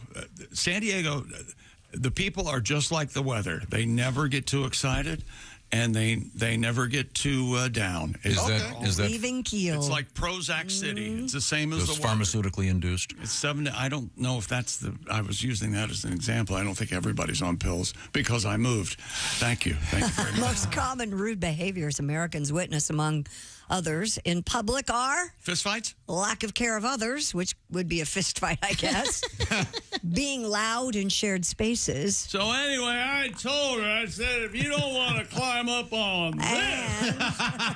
A lack of self-awareness. Yeah. Yeah. I told her, if you don't want to climb up on this. Nearly 1 in 4 Americans have considered moving somewhere else due to people's rude behaviors in their city. Oh, wow. Come on. Moving, though. You know, they always do the top 10 most... stressful. Thank you. Like divorce, death. Moving's got to be in the top 3. It is. It's Absolutely. awful. Good Lord, is that awful. Would you help me move if I decided to move, Tom? I'd pay for it. Oh, You know, that's nice. You know, a fella could take that a couple ways. Are you talking about I mean, I don't... a cross-country move? Is Yeah, that oh yeah. I mean, the key to that is moving away. Yeah. Oh, okay. I have a question about Miami. I have been a couple times. Yeah. And I hated it. And I think it's because I'm not rich. I feel like you have to be loaded to truly enjoy my. Well, now totally Pat lived there for a long time. a long time. Well, but You liked it, didn't you? He lived off But he the... lived with a rich woman. He lived off the teat of some young ingenue. You mean teats. Now back to you, Pat. 40-star island, baby. So you're better to answer that then. So who? Well, it was a $50 million home. Yeah, There were 2 little homes on the side of it. Yeah. So being poor in Miami. Exactly. You're absolutely right. Yeah. Gotcha. Yeah. Well, that's ridiculous, Pat. We live in one of the least rudest cities, by the way. Is that right? Number 7 on the list. Sheboygan's the least rudest. Yeah. That's I interesting. knew that. But this room, the rudest. The in the area. rudest. Yeah. Absolutely. Yeah. Wait a minute, you're Hands right. down. Hey, shut up. I don't have the paperwork in front of me, but I heard a story this morning on the way in about workplace environment and how to keep employees. And one of the things was... Oh, God. I'm so nervous. Being praised for your work and being appreciated in your work environment. That's what I did. I kind of laughed all the way in. I don't know. I'm kind of with Tom on this. Every 2 weeks, I see how praised I am. You know what I mean? I don't need. That's what the money's for. I see what you're saying. I'll tell you, the worst radio show you will ever hear, and there are a lot of them out there, it goes like this. I would say something, and Chick would go, "That's right, Tom." That's and then right, Ace would go, Tom. "That's right, Tom." And then Josh would go, "That's right, Tom." I kind of already do that. I love that. So I only have one of you doing that, and I'd like to get that number up. No, I think we have a nice workplace here. It's fun. But I had to. And I think these Stay out of things. the hallways because Christy's a bully. That's right. Get out of my way. See? I think these Rude City surveys are ridiculous. I don't think there's much to say about this, really. You believe that Miami's the rudest? I have not spent much time in Miami. I spent a lot of time there. New York, actually. I spent a lot of time in Miami, a lot of time in New York, and they're both great. Yeah. And they're both great. I love everyone. I think they're rude to transplants, probably not. That's to interesting locals. that you say that. Older the American, the more likely Hillbilly. they are to think transplant residents are ruder than the natives. Say it again. Wait a minute. Get the sentence out older without being an interrupted. American is, the more likely they are to think that transplant residents are ruder than the natives in their city. Well, that's because every old person is that way. Get out of my city. Get off my lawn. This was a good town until they allowed all those. Insert whatever you want, ethnicity or Tom, whatever. you don't have to do a voice with that. Okay. Oh, now he's on it. And I hate a guy who talks like this. Anyway, back to Now, the Pat, Miami, great coffee. Absolutely. Right? Great coffee. Oh, that makes sense. Oh, yeah. That's the Why? linchpin of any Cuban society. Yeah, Cuban. It's where Mom and Starbucks Pops. started. Miami. Bustelo or The something? Batito, the great milkshake Cuban heritage. Oh, I'd like to try that. Oh, delightful, yeah. I don't know what You you're the key to that is? What? No. You put ice and a lot of sugar in it. Oh, okay. Want to make a great milkshake next time. Is that the way Shea started his morning? Go down and have a Who? nice book. Che Guevara. Oh, Che Guevara? Yeah. I'm not sure. Oh, you pronounce it Che the wrong way? Okay. Shea Stadium, Tom. Use your brain. Okay. Shea butter. Remember that commercial? Shea butter's still around. Shea? Yeah. There was What that do you one. mean? I have shea butter in my body wash. Yeah, is that Oh, the there you coconut go. butter or the? Yeah. It's a form of. Okay. I always kind of like that smell. I like it too. Yep. The Chicago restaurant is serving up. It's overrated. Next. Well, just, So the guy from St. Louis, yes? wait. Is serving up a $13,000 cocktail, and one person has already ordered it. Wow. The cocktail on the menu at the Adelina restaurant on State Street. It's created by famed sommelier Colin Hoffer. I don't want to know any famed sommelier. And it's called the Adelina's Maro Martini. Oh, that sounds so cool. Sounds horrible. It's made with Class Azul Mezcal. Isn't that That's Mezcal tequila. is not, it's What not now, even- does that mean? Is that blue? Azul? No, that's just the that's the No, Azul does mean either blue. yes, it yeah, does. blue. Yeah. Yeah. I don't know. with clarified heirloom tomato water. Okay, and stop. lemon Wait a basil minute. olive Wait a oil. minute.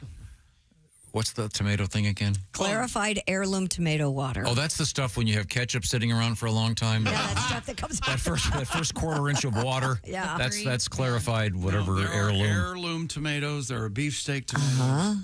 Yeah, Michael grew all those. You're telling me that if you saw Colin Hoffer and he said, "I've got the clarified heirloom tomato water," you wouldn't punch him in the face? I would go, Colin, where is your establishment? I'd like to have one of you. Well, first of all, he's a sommelier. He deals with wine, not tomato water. So what else is in this that makes it 13 grand? Lemon basil olive oil. Okay. We just can't And- find that anywhere.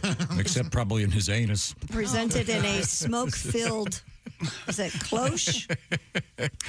And comes with a marrow fine tennis necklace, which features 150 diamonds. One of these. All right. Okay. 14 karat gold. So That's see, like that's For that. That's like a $900 peanut butter sandwich. You get a peanut butter sandwich and then a bottle of Dom. yeah, exactly. So it's a gigantic necklace full of diamonds.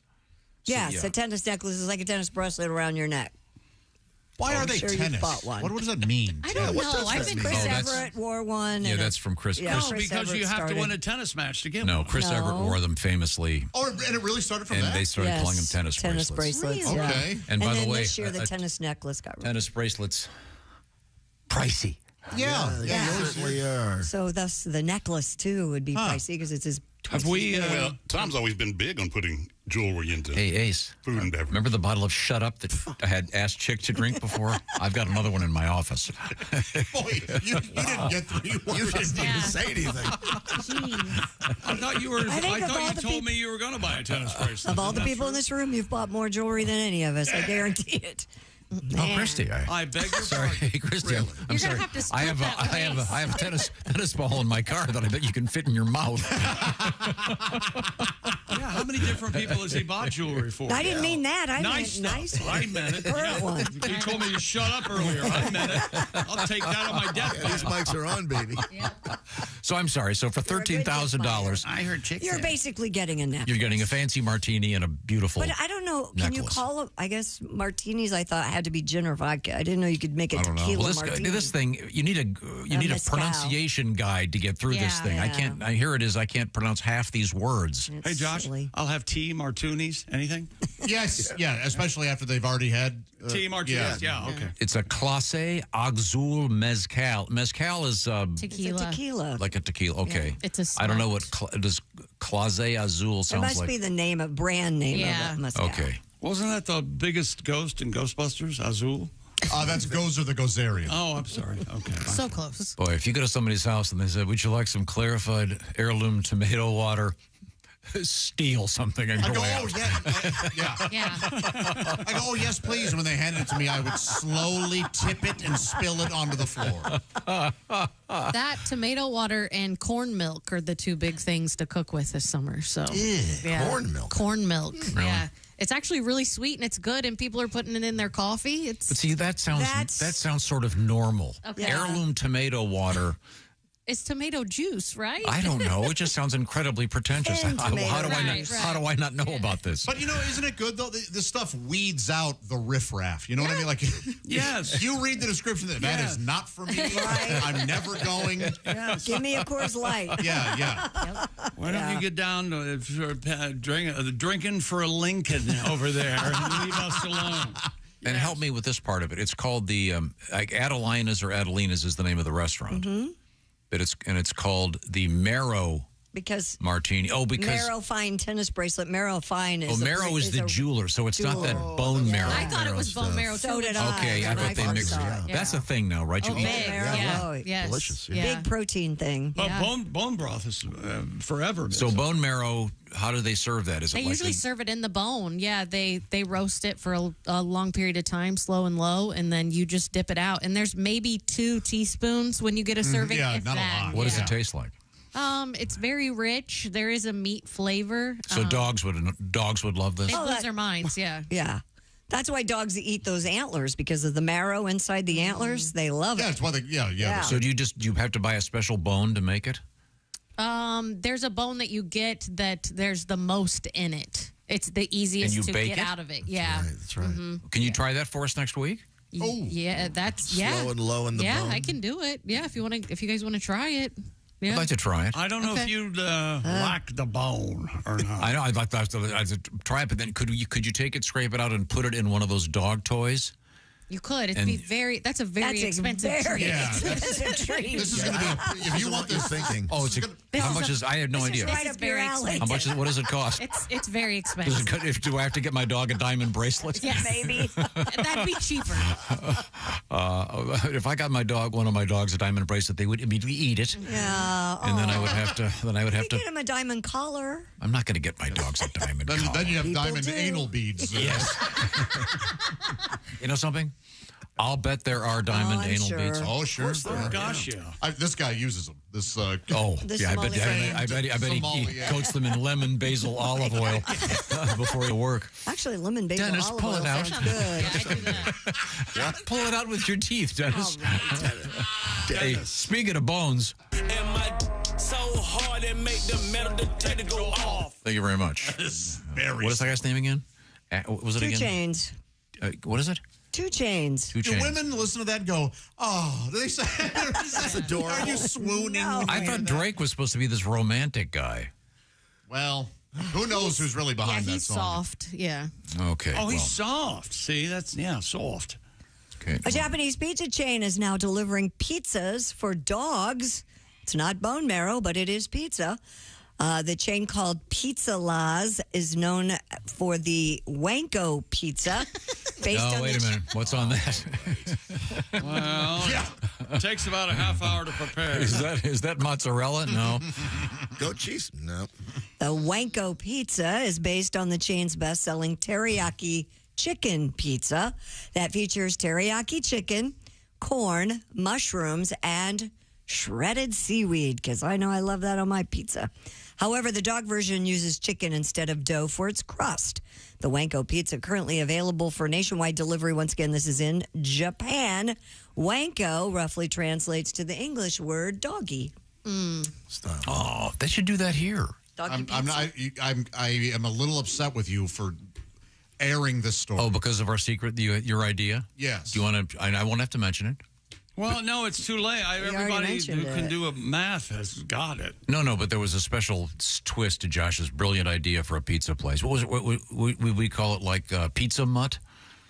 Oh, that's not a bad name. Yeah.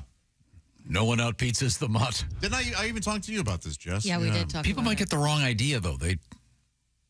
This is a pizza for your dog to eat. It's not a pizza with, obviously. Well, of course. No, they don't. No, I thought the dogs got a bone. They didn't get the pizza. No, they get the what? I thought you delivered. That was your idea. My idea? A pizza for the guy and a bone for the dog. You No, deliver both. It was a dog. No. Will you all shut up? What is to talk I'm sitting about? on millions here. Okay. Now, so in this case, this is I like the idea of the crust being made of chicken. That sounds pretty tasty. It doesn't sound bad. A lot more protein. You could add pepperoni for your doggy. How many of these are we going to have? Dogano's Pizza delivers. This is in Japan? Yeah. Because in Korea, when they say dog pizza. Yeah, of course. Yeah. Read the fine print. Whoa. Little Caesar's Milan. How about that? They're all good. Are they? The famous dog. These are all good. I like that one very much. Right now, time to check in with Willie, because Willie is out there watching the games and having a little fun with them, Willie. Prize Picks is the best place to get real money sports action while watching football. You're already watching, now have some fun. Season-long fantasy takes up so much time, but on Prize Picks, you can pick a new lineup every single day. Go to prizepicks.com, or you can use the Prize Picks app. All you have to do is pick 2 or more players across any sport. Then pick more or less on their projection, and you could win up to 100 times your money. This week, I'm picking Jacoby Brissett to have more than half a pass touchdown and Stephon Diggs to have more than 49.5 receiving yards. And you can still cash out even if the lineup isn't perfect. All withdrawals are fast, safe, and secure. And Prize Picks is the only daily fantasy app with injury insurance. So if one of your players goes down in the first half, you don't have to worry. Prize Picks doesn't count it as a loss. Download the Prize Picks app today or go to prizepicks.com and use code TOM to get a $50 credit instantly when you play $5. That's code TOM on Prize Picks to get a $50 credit instantly when you play $5. You don't even need to win to receive the $50 bonus. It's guaranteed. Prize Picks. Run your game. Must be present in certain states. Visit prizepicks.com for restrictions and details. Thank you very much, Willie. Have some fun with Prize Picks. Coming up, we're going to be speaking with the great musical artist Michael McDonald. Certainly looking forward to talking with Mr. McDonald. I'm a big fan.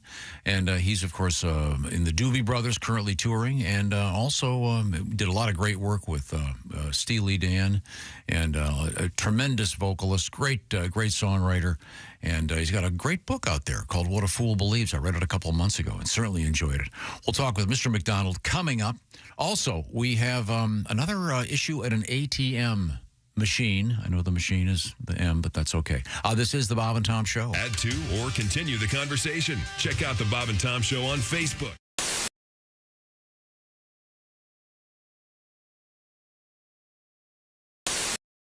Hey, it's your pal Josh Arnold. You know, every year, rock fans and metalheads from around the world travel to Louisville, Kentucky for one of the biggest and best music festivals on the planet. Louder Than Life. 90 bands perform over 4 days, and I knew that I had to join my fellow 160,000 so-called loudmouths for the experience of a lifetime.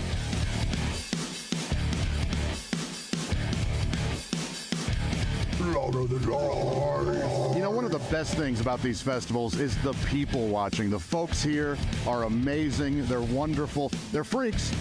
They're lunatics, they're weirdos, and so am I. I am excited to talk to a few of these folks right now. Hey, I'm here with Dustin. Dustin, tell me, who are you here to see? Hey, I'm here with Jerry. Jerry, who are you here to see? Having a killer time, as you can hear, the show is going on. You rock! 60! Hey, I'm here with Amber. Now, Amber, my gosh, these stilts are amazing. How tall are they?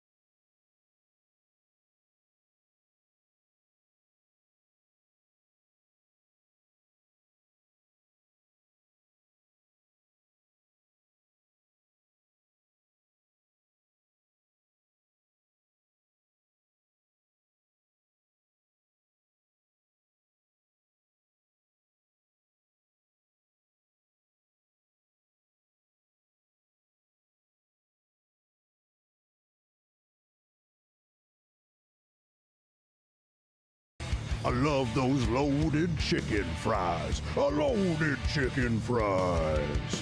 You know what I miss? I haven't been in a mosh pit in like 20 years. I don't see one going on. Maybe I'll just start one. All right, I'll start a mosh pit. It's these guys.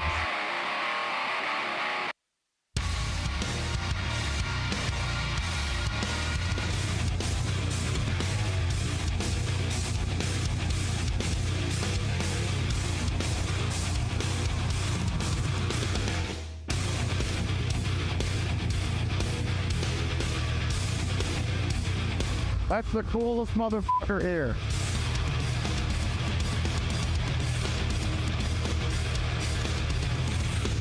Hey, I'll be right back. All right.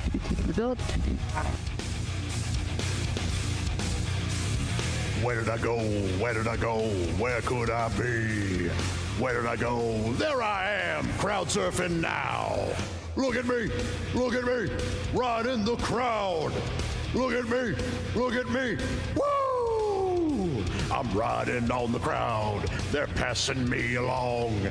Oops, I almost hit that gal. Did you see? Did you see? Surfing on the crowd. Earlier, there was a wheelchair guy. Did you see him? That was pretty cool. Surfing, surfing, surfing on the crowd. I bet some people were mad they had to lift all of my weight. Oh, it's against the rules, but I don't care. I'm surfing. Surfing on the crowd. You've got the point. We probably could have cut this already. Oh, I almost fell. Did you see that? Almost dropped me. Did you see that? Almost fell right to the ground. Because I'm surfing. I'm surfing. The music at Louder Than Life might be angry and aggressive, But the people there, the exact opposite. Everyone had a great, safe, terrific time. We had all kinds of laughs, and we celebrated the world of rock and metal. I now consider myself to be a lifelong loudmouth. And louder than life, you can count on me being there every year from here on out. Hi, it's Josh Arnold from the Bob and Tom Show. Miss some of the show? Become a Bob and Tom VIP and subscribe to the audio and video podcasts. The Bob and Tom Show, on air, on app, and on demand.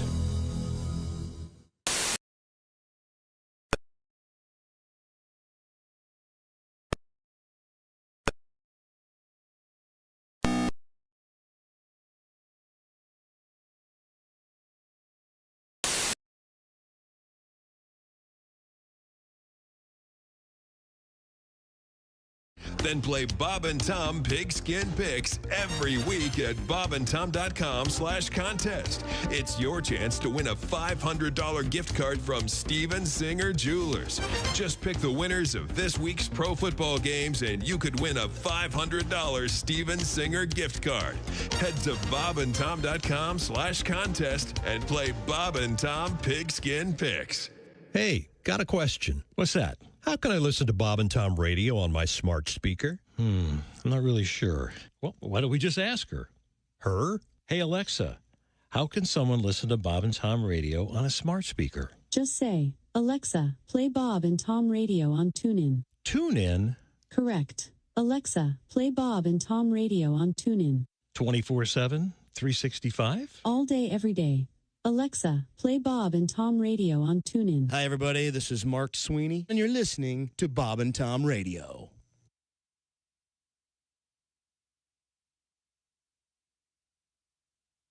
Gets to that show. Hey, welcome back to the Bob and Tom Show. Hello, hello. It's,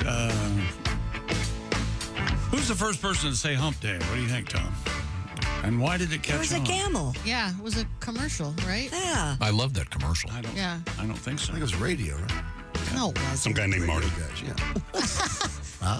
That was genius. An excellent inside joke. Yes. Thank you, Ace. Traffic and weather together. We now turn away from the Dude Wipe Sports Desk and go back over there to Christy Lee at the Silac News Desk. What's going on? A baby pygmy hippo at a zoo in Thailand has become a viral sensation. Wow, you think it's really small and then you throw hippo at the end. Yeah, the little hippo is called Mudang. She lives at Kawau Kuau Open Zoo and has an international following in the millions. I don't like the sound of open zoo. Videos of the 2-year-old pygmy hippo, whose name means bouncy pork. That's I like show her. Worse. Go repeat that name because I got a feeling a guy who loves our show is going to start calling his girlfriend this. Mudang? Mudang. Mudang, baby. You'd bouncy pork. Show her wobbling around her enclosure, nibbling her zookeeper, and even being sprayed with water. It's a cutie. Some of her videos garner tens of millions of views, leading to a surge in visitors to the zoo. She's about the size of a golden retriever. Mudang's half-sister is called Muwan, which is Thai sweet pork.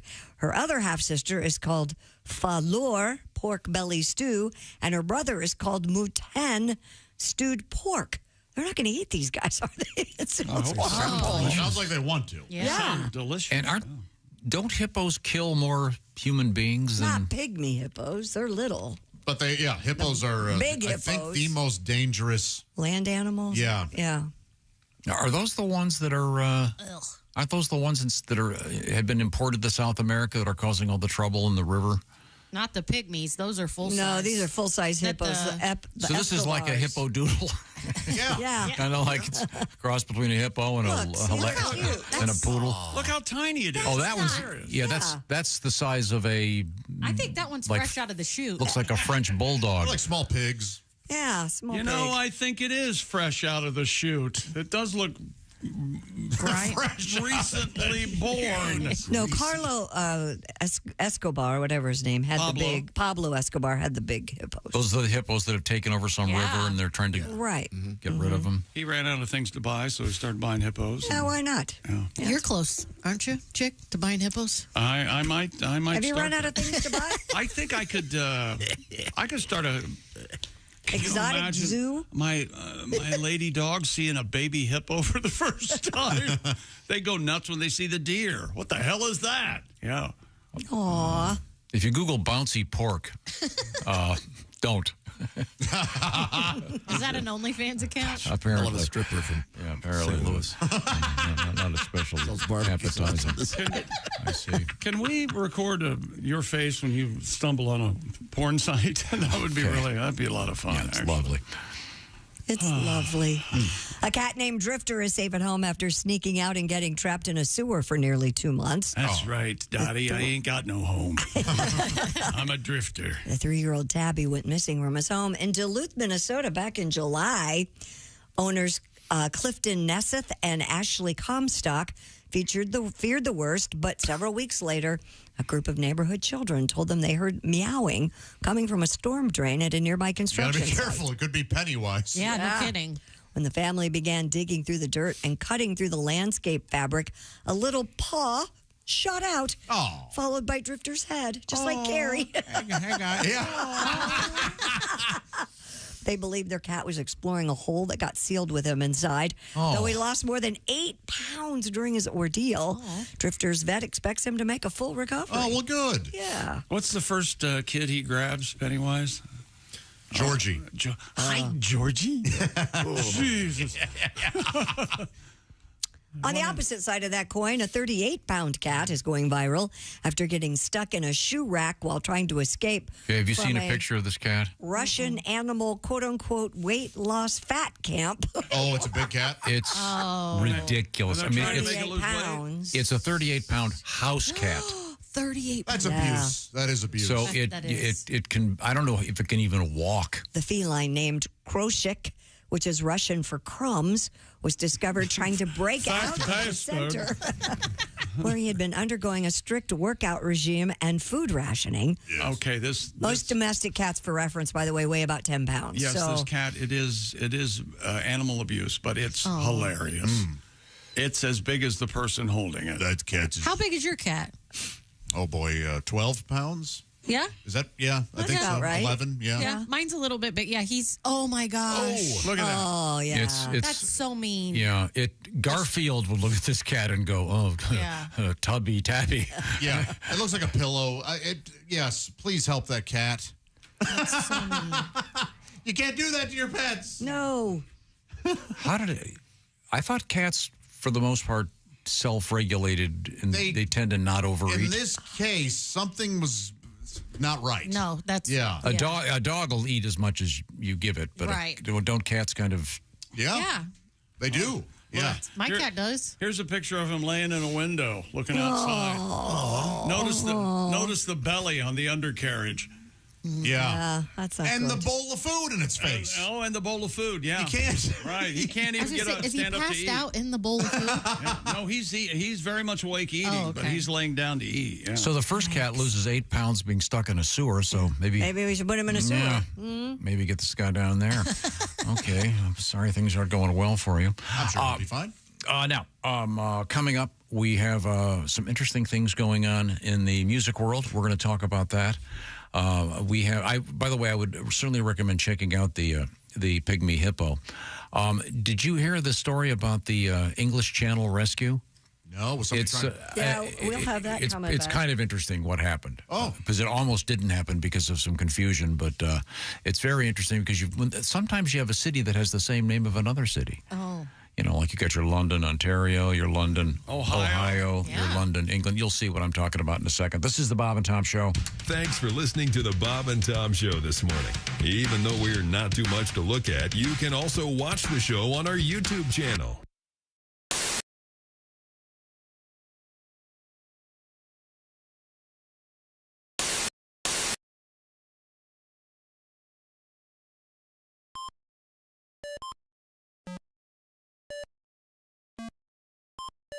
Hey, did you enjoy those videos played in that break? Check out the Bob and Tom YouTube playlist for more great stuff. I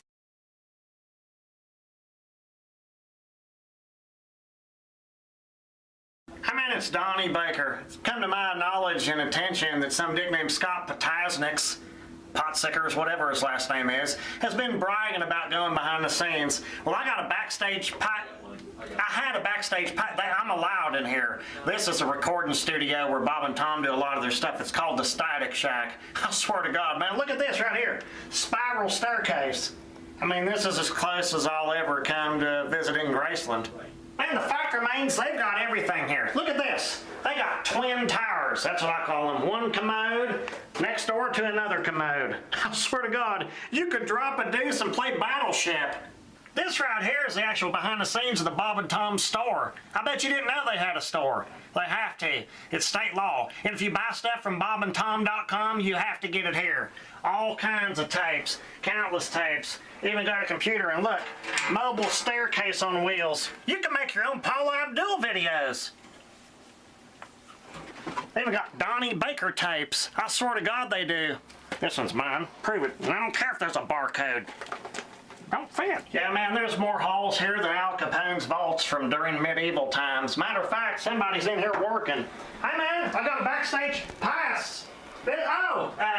PJ Yingers does a bunch of the artwork on the Bob and Tom albums and stuff. And he don't care. We come in here, sit on the couch and everything. Now, I swear to God he does. I'm allowed in here. And we chit-chat and do all... And what are you going to do about...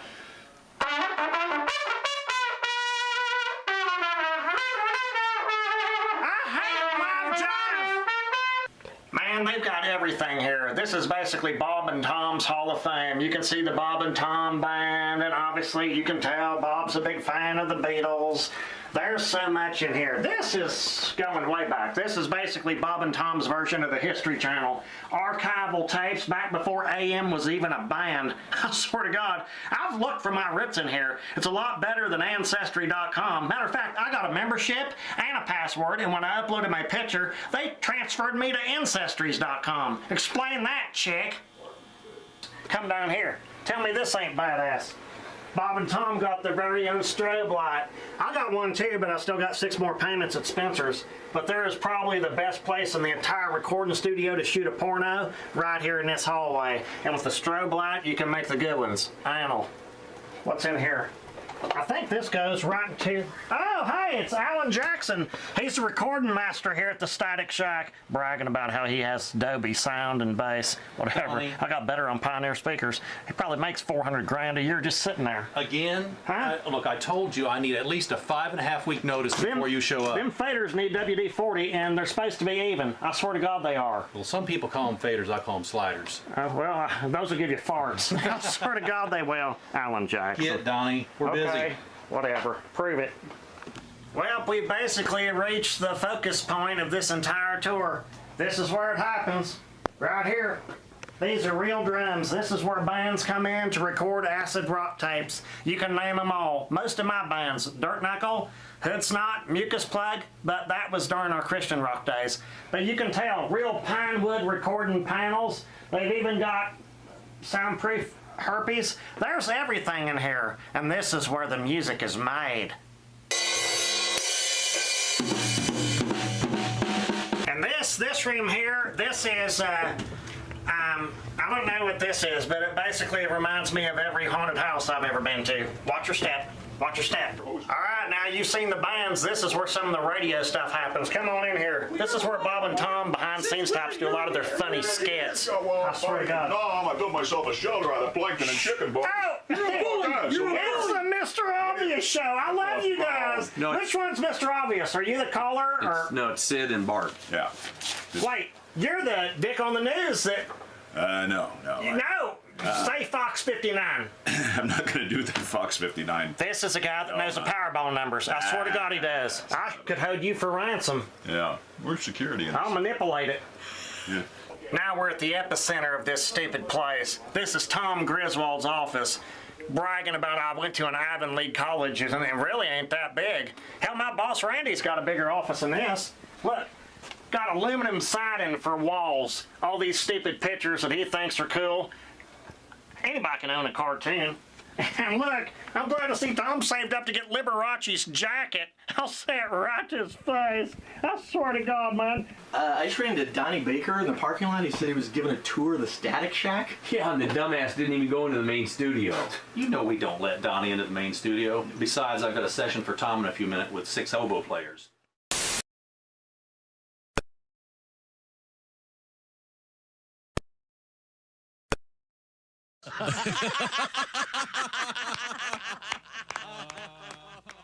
Bob and Tom, 24/7. Hey, hi, this is Tom. And this is Chick from the Bob and Tom Show. Hey, Christy, what's the best way to get full access to the show? Hey, what? You introduced me. That would be to become a Bob and Tom VIP. Very good. Now, Josh, what's a feature of Bob and Tom VIP? Wait a minute. Well, the live 5-camera video stream of the show, plus a podcast of the show and comedy from the Bob and Tom archives. Excellent. Chick, what do you have to say for yourself? Become a Bob and Tom VIP now. Just go to bobandtom.com/VIP. Hey, got a question. What's that? How can I listen to Bob and Tom radio on my smart speaker? I'm not really sure. Well, why don't we just ask her? Her? Hey, Alexa, how can someone listen to Bob and Tom radio on a smart speaker? Just say, Alexa, play Bob and Tom radio on TuneIn. TuneIn? Correct. Alexa, play Bob and Tom radio on TuneIn. 24/7, 365? All day, every day. Alexa, play Bob and Tom radio on TuneIn. Welcome back to the Bob and Tom Show. Christy Lee at the Silac News Desk. Hey. There's Pat Godwin. Hello. Jess Hooker's here. Hello. There's Josh Arnold. Hi, Chick. Hi. There's Ace Cosby. Hey. I'm Chick McGee. Hello, Tom. Got a couple quick things. I want to announce something brand new. Oh, right. The Friends of the Bob and Tom Show comedy tour is going to be stopping at the Grand Falls Casino and Golf Resort Event Center in Larchwood, Iowa, near Sioux Falls, South Dakota. It's featuring Pat Godwin, Al Jackson, Jeff Oskey, and hosted by Josh Arnold. Me? Yeah. That's right. Tickets available at grandfallscasinoresort.com. Just announced. Once again, that'll be Friday evening, October 25th. So What date was it again? Friday night, October 25th. Pat, you should be planning on being there. He knows. This is I already the got first his. I'm hearing of it. No, I booked Yeah, I'm all gonna of be our there. flights, It's gonna be and great. Pat and I are sitting together so he doesn't get lost. Boy, ain't that the Yes. truth, right? Yeah. Yeah, I've had to drive him to the other one, so that'll be fun. Once again, Friday night, October 25th. Now, while I'm at it, another quick plug here. The Bob and Tom Pigskin Picks. Up and running. We had another winner for week 2. Our winner is Mr. Mark Harkins of Caldwell, Idaho. He wins himself a $500 gift certificate to Steven Singer Jewelers. He'll be, in theory, talking with Chick McGee for the Shoein' of the Week picks on Thursday. Get your picks in, by the way, before Thursday evening's game, so you've got all day today and most of tomorrow. For the Pigskin Picks, just go to bobandtom.com/contest. You could be a winner, too. We'd love to hear from you. So a couple quick plugs. Oh, let me do one more. A special event, a special comedy show coming to the Belterra Resort and Casino in Florence, Indiana. It's a special benefit project in memory of our friend Ron Sexton. The show is going to feature Greg Hahn, Kostaki will be there, Tom Mabe, Jimmy Schubert from Philadelphia, great comedian, Bob Zaney, and more. And that show is scheduled for September 28th, Saturday night, at the Belterra Resort and Casino in Florence, Indiana. Ticket info is at DonnieBaker.com. That's DonnieBaker.com, and it's a special charity project. So anyone near there, it's near Greater Cincinnati, of course, should be a terrific show with all those great artists. And in fact, we're going to have one or two of them stopping by, I think. So Cool. Before that event. So there you go. A few things to look forward to. We go back to Christy Lee at the Silac News Desk as we await a call from the great musical artist Michael McDonald. A boat that ran into some trouble in the English Channel was rescued despite an emergency call that was directed to Dover, Delaware instead of Dover, England. Dispatcher for Delaware's capital city received a call from an Albanian man who learned his brother's boat was sinking in the English Channel. Authorities said the caller conducted an internet search for the Dover Police Department, and the first search result proved to be the Dover, Delaware Police Department. Officers kept the man on the line while they gathered critical information and established contact with multiple agencies on both sides of the Atlantic. Officials in the UK were able to respond to the vessel and successfully rescue everyone on board. That's pretty serious. Yeah. I mean, you have to wonder if that ever happens with the aforementioned London, Ontario, London, England, London, Ohio, London, Kentucky. Yeah. Sure. Mm-hmm. And it was weird because they were in England, so the boat was on the wrong side of the road. Very. For the guy in Dover, Delaware, you see. Oh, yeah. I guess maybe they do the port-to-port thing is international, you see. Can't they tell where the ships are just by looking at their radar or something? Phone or something? To get it? GPS? Yeah. There's a ship It app. seems to me like they're, I was talking to a friend of mine yesterday on his bicycle. He has a radar device that'll tell him if a car's coming from the back. Yeah. Oh, my God. Could you have a normal friend? Just one? Just one. What do you mean you're talking? You're the same way. I don't have anybody that I know. Whatever we're talking about, you have a friend. You Not that- probably have a ship's captain's friend. No, I don't. I don't believe you. Think about it for a I second. don't have anybody that owns a bike with a radar on it. And this guy's got this thing. It's amazing. Yeah, he must ride a lot. Yeah, I wonder what the guy really said to Tom. It's like, well, I was speeding, and this cop with a radar gun almost caught me. No. That's actually what happened. He has a radar on his bike. Yeah. He does. It tells him of what's coming from behind. It's amazing. Why doesn't he just use a rearview mirror? How does it tell him, and why doesn't he just use a rearview mirror? Effective. Doesn't your car have a thing that tells you when someone's on your side? When you look at what is a light, it doesn't tell me. There's a light that lights up. I'm sure that you could, but it tells you. It's a great safety feature. I'm happy that he has So I'm saying you this know what? Just because you exasperately repeat the same thing, that word was almost used properly. I'm going to agree with you. That's fascinating. In your car, if you're on the freeway and want to change lanes, there's a light that comes on. There's an alert. It's just a light. Yeah, it doesn't Mine vibrates. My seat vibrates. You can change all of it. I turn that off. Yeah, I don't like the vibration. I bet you. You're afraid you're going to come across Come across the other lane. Across another automobile. Yeah. Actually, yes, son. It doesn't take very much. Yeah. A little tickle of the taint. You're going to come across another vehicle in your lane. That's what I was going to say. If you're talking to me that way, you nasty boy. Yes. No, this thing alerts him when there's something coming at him. Okay. All right. Was it you walking up from behind to bother him with a question or a conversation? No, Artie, how you doing? I pushed you out into traffic. I was walking Tom in the vicinity. I was walking my dogs, and he stopped, and So we did got. he have headphones? Is it a light or what?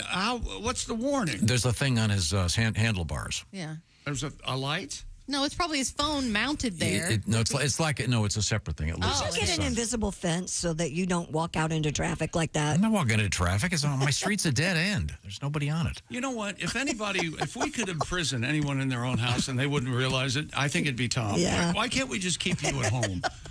So with the dog, get a Weren't you nice, talking about nice chat. zooming in on extended periods? When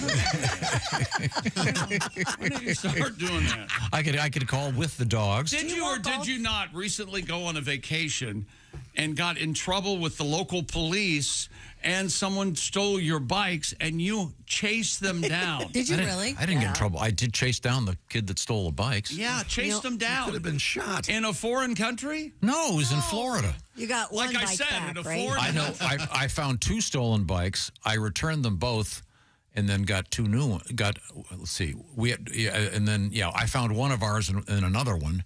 But they didn't. But I still had to buy the other one that was stolen. I had to buy back. And it was $500. You know what you $250. Well, even though you brought back another stolen bike? I thought that I got That's ripped not off. fair. Yeah, that should be a trade. Yeah. They should give me the. That should have been a push. But I found the young punks that stole them. Anybody want to tell him not to chase You found lawbreakers? the young punks? Yeah. Did you arrest them? Citizens arrest! No, I got the bikes back. I am a little surprised you don't citizens arrest more people. Me too. Why don't you do Like that? Andy Griffith. Hey, mister, I can arrest you. I'm on the radio every morning. And, Citizens arrest. Citizens arrest. Is that legal anywhere? I don't know. I don't think so. Oh, I know okay. it's legal in Mayberry. Yeah, I know it is. that. Of course it is. Citizens. Anyways, I've been meaning to call that bike shop and see if they ever found the other one. Yeah. Since I had to pay for Maybe it. somebody else turned it in. Odd, you didn't just forget about it. yeah, you already paid for it. Follow up. I didn't get it. The bike was stolen. I didn't get the. Do you remember what the kid looked like who stole your bike? Could you pick him out of a lineup? No. Of course not. You might want to go down there and see if you can find him. It was fun. It was fun chasing him. It was really exhilarating. It does sound thrilling, yeah. Did you yell at him? No, I came out of a coffee shop, surprisingly. Hey, you young punks! And I said, "Hey, wait a minute. I think that's because it was a rent. I'd rented all these bikes. I looked at it, and it's kind of hard to explain. But the bikes that they rent, they have. You know, when you go to a concert and they put one of those tags on you, they're tagged. And the guy said, if you see a bike without a tag, check it. It might be one of ours. And then there's a code number. And I glanced at the code. It was the same. I said, hey, wait a minute. That might be my bike. And they took off. Oh, gotcha. Were they so they were on the bike when you noticed it? No, they were picking them up. Oh. But anyways, then I got on my rental bike and I chased them. Okay. Did they know they were being chased? Yes. Oh, They kept looking over there. So then a big truck came in between me and them, just like in the movies. The Wicked Witch of the West going down. And then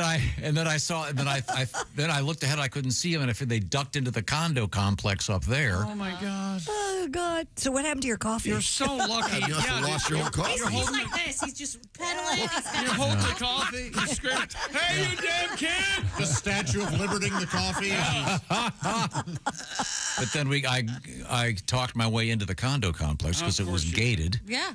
And the guy said, I'm one of you. I too live in a and the guy, I'm the same as you. From the and radio. the guy there goes, yeah, we had some young punks do some stuff on the tennis courts yesterday, and he said he thinks there were 2 bikes in back of their shed, and I found them. How in the hell did they get in if it was gated? They apparently had rented the place. They were staying. Their parents were staying. Their there. parents were staying. Oh, young punks. Yeah, in any event. Huh. All right. All right. I was hoping one of them would get, run into a truck or something. No, you weren't.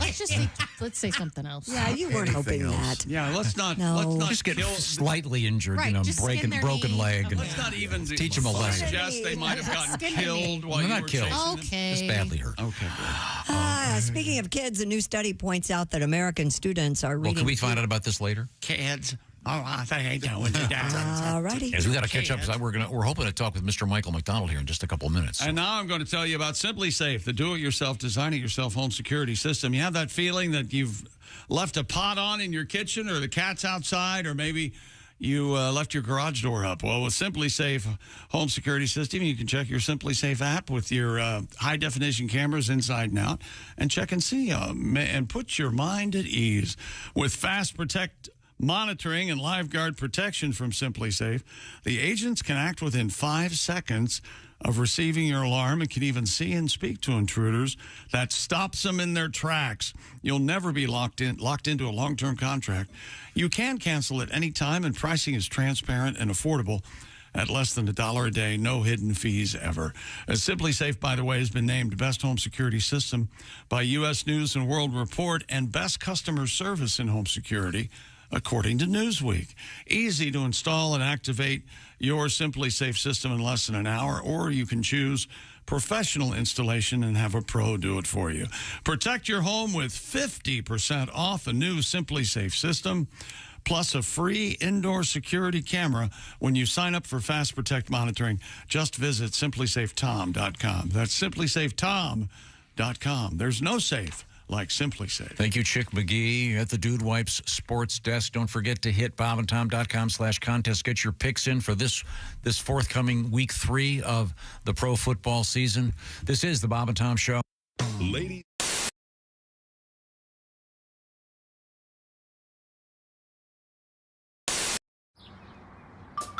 Is that Chick McGee? Why, it sure is. Chick McGee, who knows that an annuity from the folks at Silac Insurance Company means a retirement check in his mailbox every month. Chick works on perfecting his mailbox opening technique. Easy, Mr. McGee. Don't blow that elbow out. Chick isn't quite retired yet. He's just practicing for it. Because one day, Mailbox McGee will be taking his retirement the easy way. SILACINS.com. Silac Insurance Company. Cam Newton folds like a Jeff Bodart joke.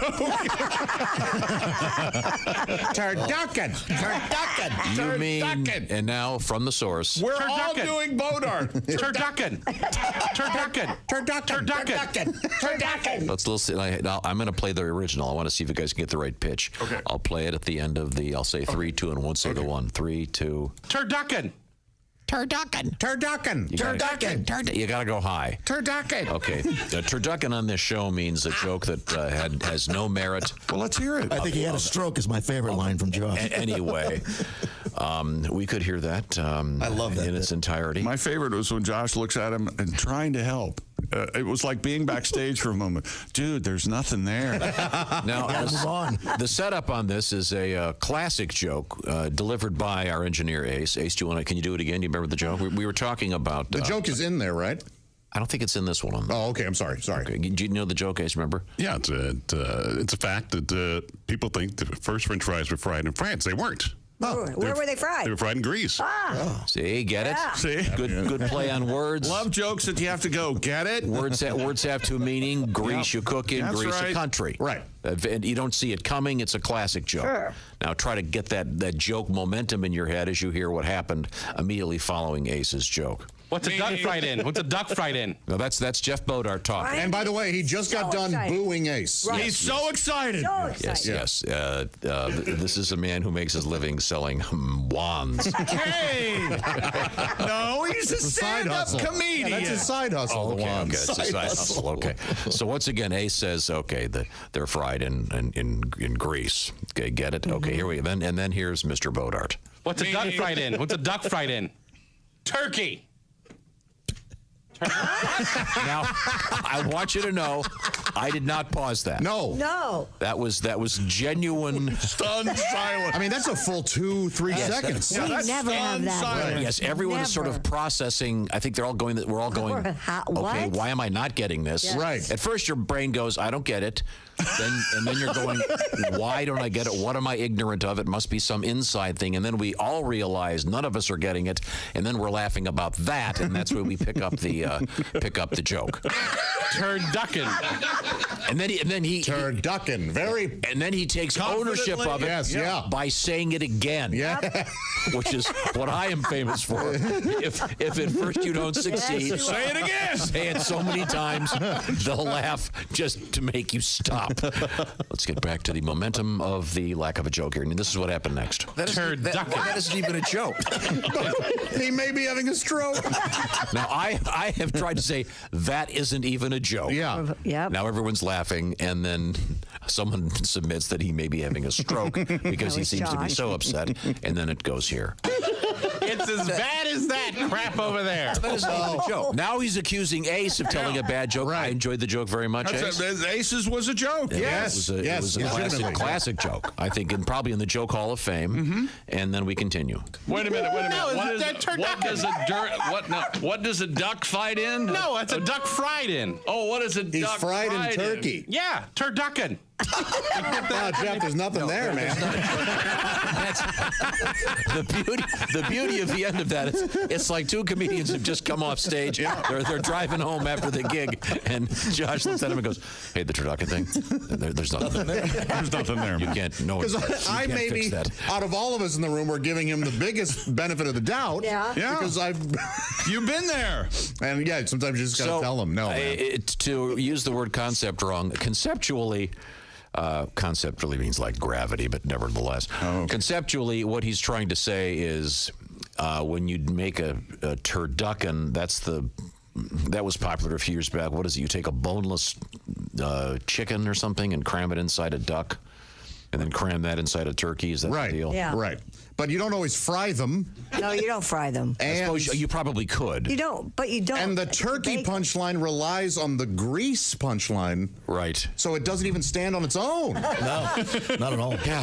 So that is the. If you really want to get into it. This is a new feature on the show we call Joke Autopsy, where we take a joke to the morgue and could be start here all night. doing some stuff. And if you talk to Jeff, he still thinks it was funny. I know. And claims that people got to have his back. No.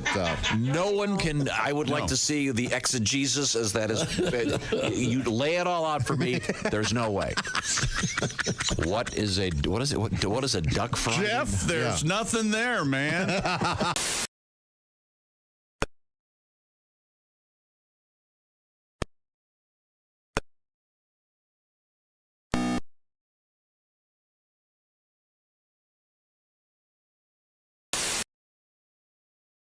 Hey, welcome back to the Bob and Tom Show. Christy Lee's here, Pat Godwin, Josh Arnold. Hey. Ace Cosby, I'm Chick McGee. Hello. Tom, how are you over there? Doing fine over here. Good. You're, of course, at the Dude Wipe Sports Desk. Yes, I am. Christy Lee is currently examining her phone. Yep. Fan mail from some flounder. Maybe. What was the... Really going over it. We have Christy at the Silac Insurance News Desk. We're hoping to hook up with musical artist Michael McDonald at some point this morning. Let's see what happens. A new study points out that American students are reading fewer books in English class than in years past. But they are reading them in Spanish. More books, just not in English. Reading full-length novels is becoming less common, and instead teachers are focusing on selected passages. The printed along word with is dead. Shorter digital texts. Oh, that's great. The reason for the curriculum shift, Josh, has been attributed to lazy teachers, shorter attention spans of their students. That's right. Pressure to prepare for standardized tests, and a sense that short-form content will prepare students for the digital world. Well, that's idiotic. So You know, we're coming up on Super Bowl 59 next February, okay? And I most often watch Super Bowls in the 20s because that's when Washington won. And I watched Super Bowl 26, which was in 91 or 92. And you would be surprised how slow, and it's the actual television broadcast. Right. And there are hardly any commercials. There are nothing for merchandise. It is amazing. Slow. Watch a Carson from the 70s. Oh, a lot of pauses. Yes. Yep. Everything was slower paced. Everything was slower. But you have to teach kids how to read full-length novels. Yes. Or not. And I agree with I feel bad for the teachers when it comes to the standardized testing. That is the biggest joke in education. That's right. No, I'm not disagreeing with you. Josh, I say that podcasts better than books. No, I think some would agree with you. I'm kidding. No, I know you are. I enjoy a podcast. I like a book. Why can't we like everything? You can absolutely like both. There you but to not teach full-length novels. Well, didn't someone do the Bible in emojis? Wasn't that a thing there? I think that did become a thing. I think that was a thing, yeah. And that's unfortunate. Yeah, that's just weird. Yeah. Hey, remember that whole idolatry thing in the Bible? Well, here's the Bible written in all idols. Yeah. Over a dozen people in Webster County, Kentucky received counterfeit $100 bills from a bank ATM. Huh? WFIE. Fee, fi, fo, fum. I smell the blood of a fake 100. Reports the bills from the ATM at an Independence Bank in Providence say, quote, for motion picture purposes and in props we trust on them. Oh, okay. Independence Bank said 14 customers received the fake bills. The bank added that once they were made aware of the issue, they closed the ATM, contacted the vendor that maintains the machines, and are working to contact all affected customers. I have a printer at home that I am fairly certain I could turn out a couple unbelievably, wonderfully counterfeit $100 bills. Oh, really? And that's one at home. How do you like jail? I can't imagine why counterfeiting isn't more prevalent. Getting the right feel, the right paper has got to be impossible. In fact, isn't it? Yeah. I would think. But this is the money they use in movies? Yes. Mm-hmm. I don't know why they still can't use like real money in the movie. I've always wondered too why a producer doesn't go, all right, Some here's guys 20 did. grand That's right. and for the suitcase. I'm not leaving the set until I get that back. And you're going to sign this, and you're going to sign it out and sign it back in. Right. De Niro used real money. He did? Yeah. Mm-hmm. Yeah, I think it's a good move. Why? Why do you think it's a good move? Character stuff. You can tell it's fake money. It pulls me right out of the movie. You can't. You're holding tell. real money. You're acting different. So in this case, someone that loaded the machine, do they think deliberately put the fake money in? Or they didn't know. I don't know. I think you would almost have to do it on purpose to get it to go. Yeah. So, but if you were some innocent person that just got the fake money and didn't notice it. Right. And you go to buy something with it. Now, are you then? You're not committing a felony because you didn't know. I assume. Well, receiving stolen property, you didn't know. But what about that? But yeah, I don't know. Right now, on a movie set, Alec Baldwin is using real money. Wow, that is He's been known clever. to cut corners, huh? Yeah. Well, the fake Better money. than real guns. Yeah. One of the owners of the one of the winners, So, rather. by the way, on the fake money for Hollywood, do they put the actual same, like is Ben Franklin, for example? Oh, I don't it's know. Goofy. Well, it used to be used to be Harvey Weinstein. That's also very good. There might be in jokes where they have the director is actually on the money. Yeah. Yeah. Or it would be funny if, in a Disney film. Like It is Spielberg. goofy. Goofy's on the 100. Ben Franklin was never president. Working for the Goofies. One of the winners of the 2024 Ig Nobel Prize, mammals that can breathe through their anus. Researchers from Japan won this year's Ig Nobel Physiology Prize for their discovery that some mammals can breathe through their anus. It involved the study administering oxygen gas through the rectums of mice and micropigs. Didn't we have a guy on the air who could fart on command, and it involved him sucking air in that orifice and then expelling it? Isn't that the famous French? Oh, yeah, Padme. I think he used hoses and stuff. I don't think he was just riding bareback and sucking air in.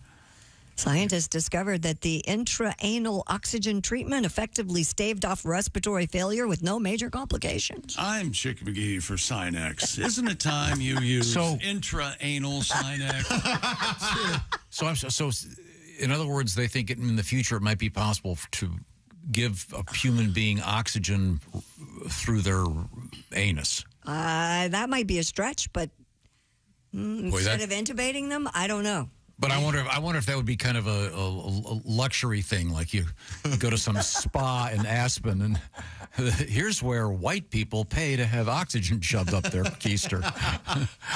It seems to me Doesn't that sound like one of those ridiculous things that they would come up with at a spa? Right. Yes, first we bathe your body in lemon oil and cucumber. Then we take a hose and put pure oxygen in your ass. And you know people would bite. Of course. It seems Get to a me celebrity to endorse it, and you'll be all. I know people that can talk out their ass, but blowing. You'd have to have something miswired inside your body to get breath into your lungs from your butt. Of course. Yeah, something's going on there. But these mammals know how to do it. How they do. But so they're saying, what was the beginning? The mammals can actually breathe out their. Not all, just this thing, right? These two, mice and micropigs, is what they're saying. But I mean, that's the experimental level. Micropigs. Yeah. So eventually a human could breathe out their. I doubt that. Boy, talk about bad breath. Oh, yeah. You got to search suppository. You have an astoid? There's the joke. Excuse me. Astoids. Oh, my gosh. A colony of seals has been caught using deep-sea research sonar noise as a dinner bell. According to researchers from the University of Victoria, the northern elephant seals were repeatedly captured on cameras. Those are ugly. Attracting, yeah, they are kind of ugly, aren't they? With those big The northern little elephant noses. seals. The southern ones, real fast. kind Are of very sweet. attractive. Yeah, southern belle. Oh, yes. Captured on cameras attached to Neptune, an Ocean Networks Canada observatory off British Columbia. The scientists believe the animals learned to associate the sonar noise with a good feeding spot where fish may have been disturbed by the camera lights. So they were using the sonar as a signal to forage. The seals became so familiar to researchers, they named the marine mammals after members of the Beach Boys. So apparently every time they turned the lights on, the seals would appear and they would hear that sound. Huh. Time to eat. So it's a Pavlov's dog thing. Absolutely. The seals realize that that when those lights go on, the fish were disturbed. Thus, the fish were there to eat. Basic training. Yeah. Mm-hmm. Yeah. That's a good program, by the way. Pavlov? Meals for Seals. Oh. It's a sub program of the Meals on It's Wheels. not as good as the Easter seals, but it's okay. When you have a group of females with a dominant male in the group, that's known as a harem of seals. If it's just some breeding seals of both sexes hanging out, it's a rookery of seals. Huh. Isn't that something? That's something. If it's their first year in the team, Rookery? a rookery of rookies. Now, but my question would be if the fish figure it out, and then the seals figure it out, aren't the sharks going to figure it out too eventually? You'd think so. Are they smart enough to? They can sense that stuff immediately. Yeah, very well. So, because that nice little tasty buffet for the sharks. Mm-hmm. I see. Oh, what else you got over there, Christy Lee? Researchers say 3 tiny glass beads found on the surface of the moon suggest it once had active volcanoes. Alien. The glass beads were taken from the lunar surface and brought to Earth back in 2020 by a Chinese spacecraft. Now, at this point, how do we not know that some of this stuff people are finding are left behind by other astronauts? The chemical makeup. They had watches, apparently. Look, I found a Titleist. This is a McDonald's bag. What the hell's going on up here? Their chemical I makeup. have a question. I found a key to a Toyota Corolla. Hey, Jason, he's our space guy. When they were hitting golf balls on the moon, did they have a sponsor? Did they go with a Titleist or a? I don't know. That'd be something to that'd be Chick, leaving a McDonald's bag on the moon is so funny. Well, it's worth it. They have to do that. Yes, you're going to have a long trip. You're going to want some French fries. Just as a joke for the next crew to find. Yes. It's hilarious. You know that goes on. Well, was it Gus Grissom that took the change up? Oh, really? When he went into space, wasn't it? It put some dimes in your pocket. Yeah, that that's thing. Right, yeah. Was that who that was? I think so. To leave on the moon? No, just to be in the capsule with him. Okay. And he was going to bring it back to Earth and resell them. Oh, I see. I don't think it worked out. So space time. No, it did not work out for Gus. But I'm saying if they do that again to the moon, get a sponsor. They'll say, hey, look, Titleist, you want us to be shooting your golf balls up there? And Boy, the way the moon was this morning, if there was a Nike sign on there. Yeah, you would have been able to read it. Are you guys against sponsoring the moon where you can project? No, I'm not. That would be amazing. I think it'd be amazing. Who would pay for that? I mean, you look who up gets one morning and the Wendy's girl is But who gets the money for that? NASA? I mean, who gets... You think the Sphere's cool in Vegas? What do you get a load of this? Who is going to be the first to monetize the moon? I've got a feeling it's going to be a plaintiff's lawyer. I'm going to look up there and go, oh, wait a minute, the hammer. I bet it's Elon Musk. He would be somebody that would Could he probably buy do the that. moon? There is an actual active lawsuit about an organization that claims they've owned the moon. Yeah, I'm not kidding. I own the moon. It's very complicated and politically difficult to talk about. Kind of what From Earth to the Moon turns into is that they start arguing over who has military for all mankind. rights. Yeah. Oh, where is my space modulator? The Chinese or us. Yeah, they start to fight. I'm sorry. So the whole story was there's evidence of volcanoes back in the day in the moon? their chemical makeup, these tiny glass beads, indicate there were active lunar volcanoes until around 120 million years ago when the dinosaurs roamed the Earth. Oh. The discovery may help us understand how long small planets and moons, including our own, can stay volcanically active. Do you think they used anal beads? Martians or moonmen or dinosaurs or dinosaurs? I do not think dinosaurs used anal beads. I would love for you to ask a docent next time. Why don't you pitch that as a PhD thesis? If you pay for my I'll get the airline, but if you pay for my hotel, send me anywhere to listen to a paleontologist speak. I will stand up and ask, do you think Tyrannosaurus Rex used anal beads? No, he couldn't reach around to put him in. Well, no, but his buddy put him in. His buddy put him in. Couldn't get him out. He couldn't get him out. You know something? There's probably someone skilled enough to write a pitch for that for a grant.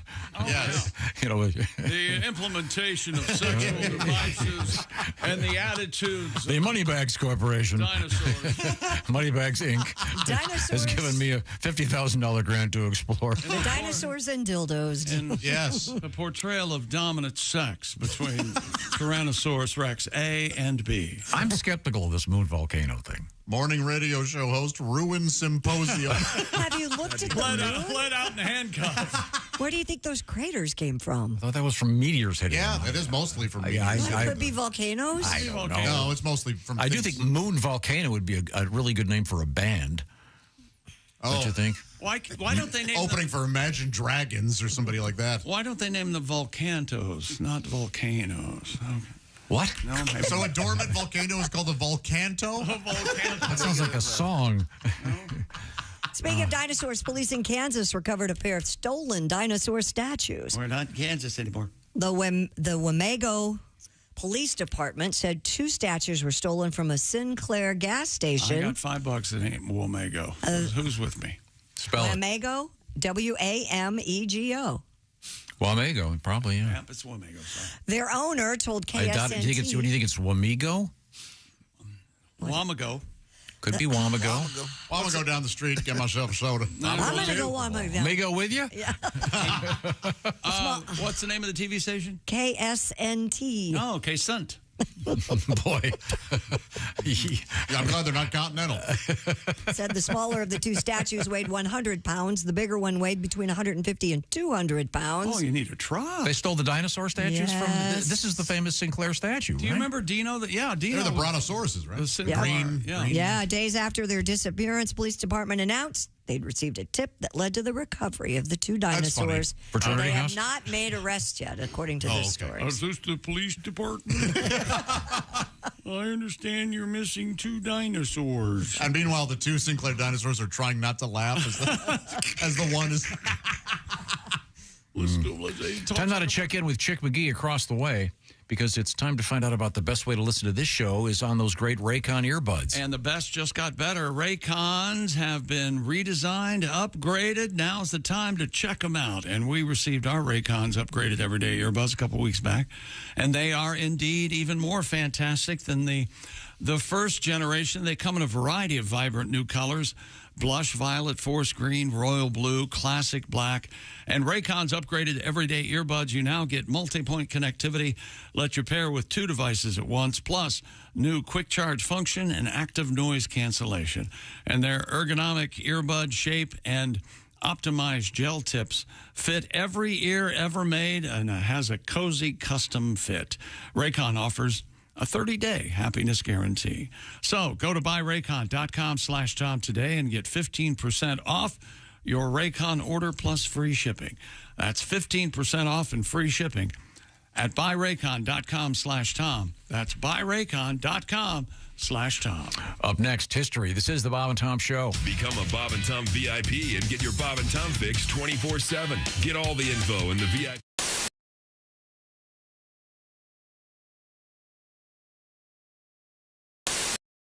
Here at the Bob and Tom Radio Laboratories, we've discovered that if you listen to the Bob and Tom Radio Show in the morning, you're going to be all right.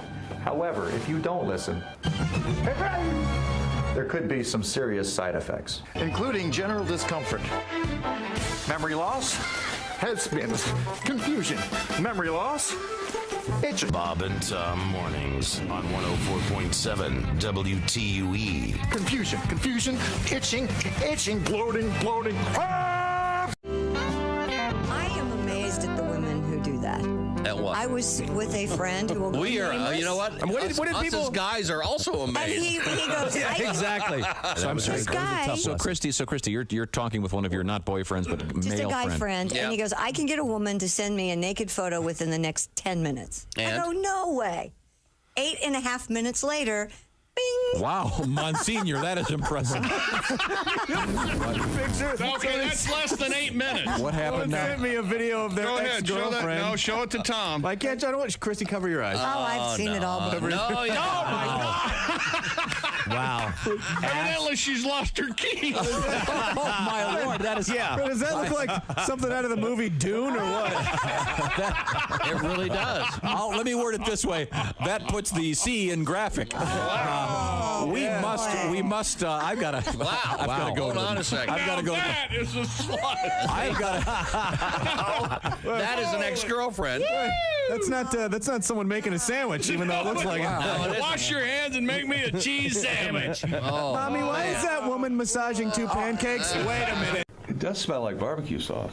There is barbecue sauce. Christy made us meatloaf.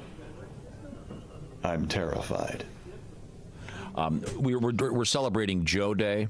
Oh, wait a minute. Now we're being it's Meatloaf Day, evidently. interrupted here. We have Christy's meatloaf has just been brought into the room. Bob's going to try some of the When did you make this, Christy? 2 nights ago. 2 nights ago. Meatloaf is always best in the fridge after a couple. Are there any fillers in this? Any fillers? What's your recipe? Can you share your recipe? Yeah, I use ground chuck, some barbecue sauce, a little bit of Italian breadcrumbs, a couple of eggs. Is there barbecue sauce on this? Mm-hmm. I wasn't listening. Barbecue sauce. And then So what's the verdict over there, Bob? Well, it's barbecue meatloaf. I put barbecue and syrup on the top. Is it good barbecued meatloaf? Or? Yeah, I've never had barbecue on my meatloaf before. Not bad? No, it's not bad at all. I don't like the. It's not bad at all. Yeah, My that's kids damning ask with for faint praise. I can't eat. I'm meat intolerant. I can't. Seriously, my kids don't eat a lot of seconds in my house, and this is very good. This is a new twist to a meatloaf. Yeah, I've never it's had kind this of before. a sweet. What kind of barbecue sauce? Well, can we get this food show all over the Like Sweet Baby Ray? Can we celebrate Joe Day again, Let's please? do that. No, don't feed it to me. Here. Eat it.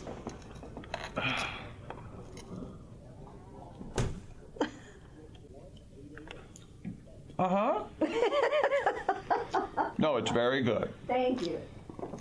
You need to dunk it in ketchup, though. That's the way I eat meatloaf. No, I don't use ketchup in my meatloaf.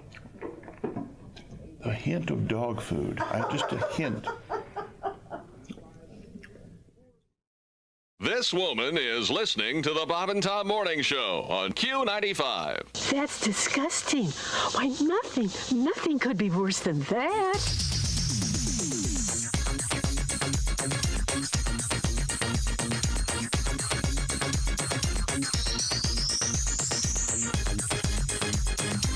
Well, I stand corrected.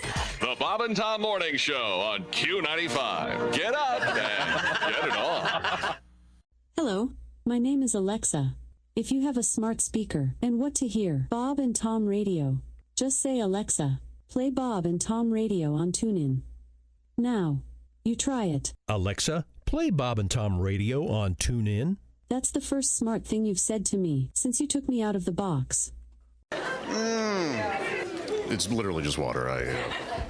Mouth it. Mouth it? Has that been throwing you guys off? Like, I've been told that when I drink out of bottles that I really, wrap my whole mouth around them or whatever. And I'll be honest, I have no idea what people are talking about.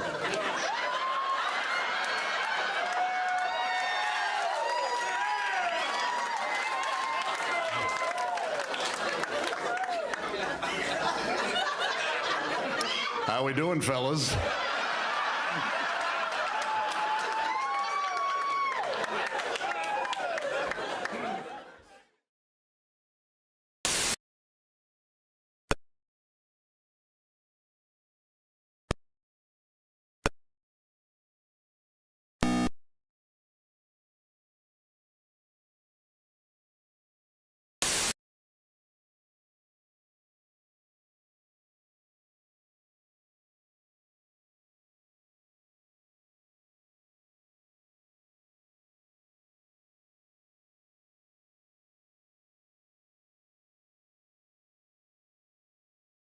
Yeah. Wow. Essential Morning Radio. All day and all night. Some like Bud, some like Schlitz. As for me, it's Bob and Tom Radio.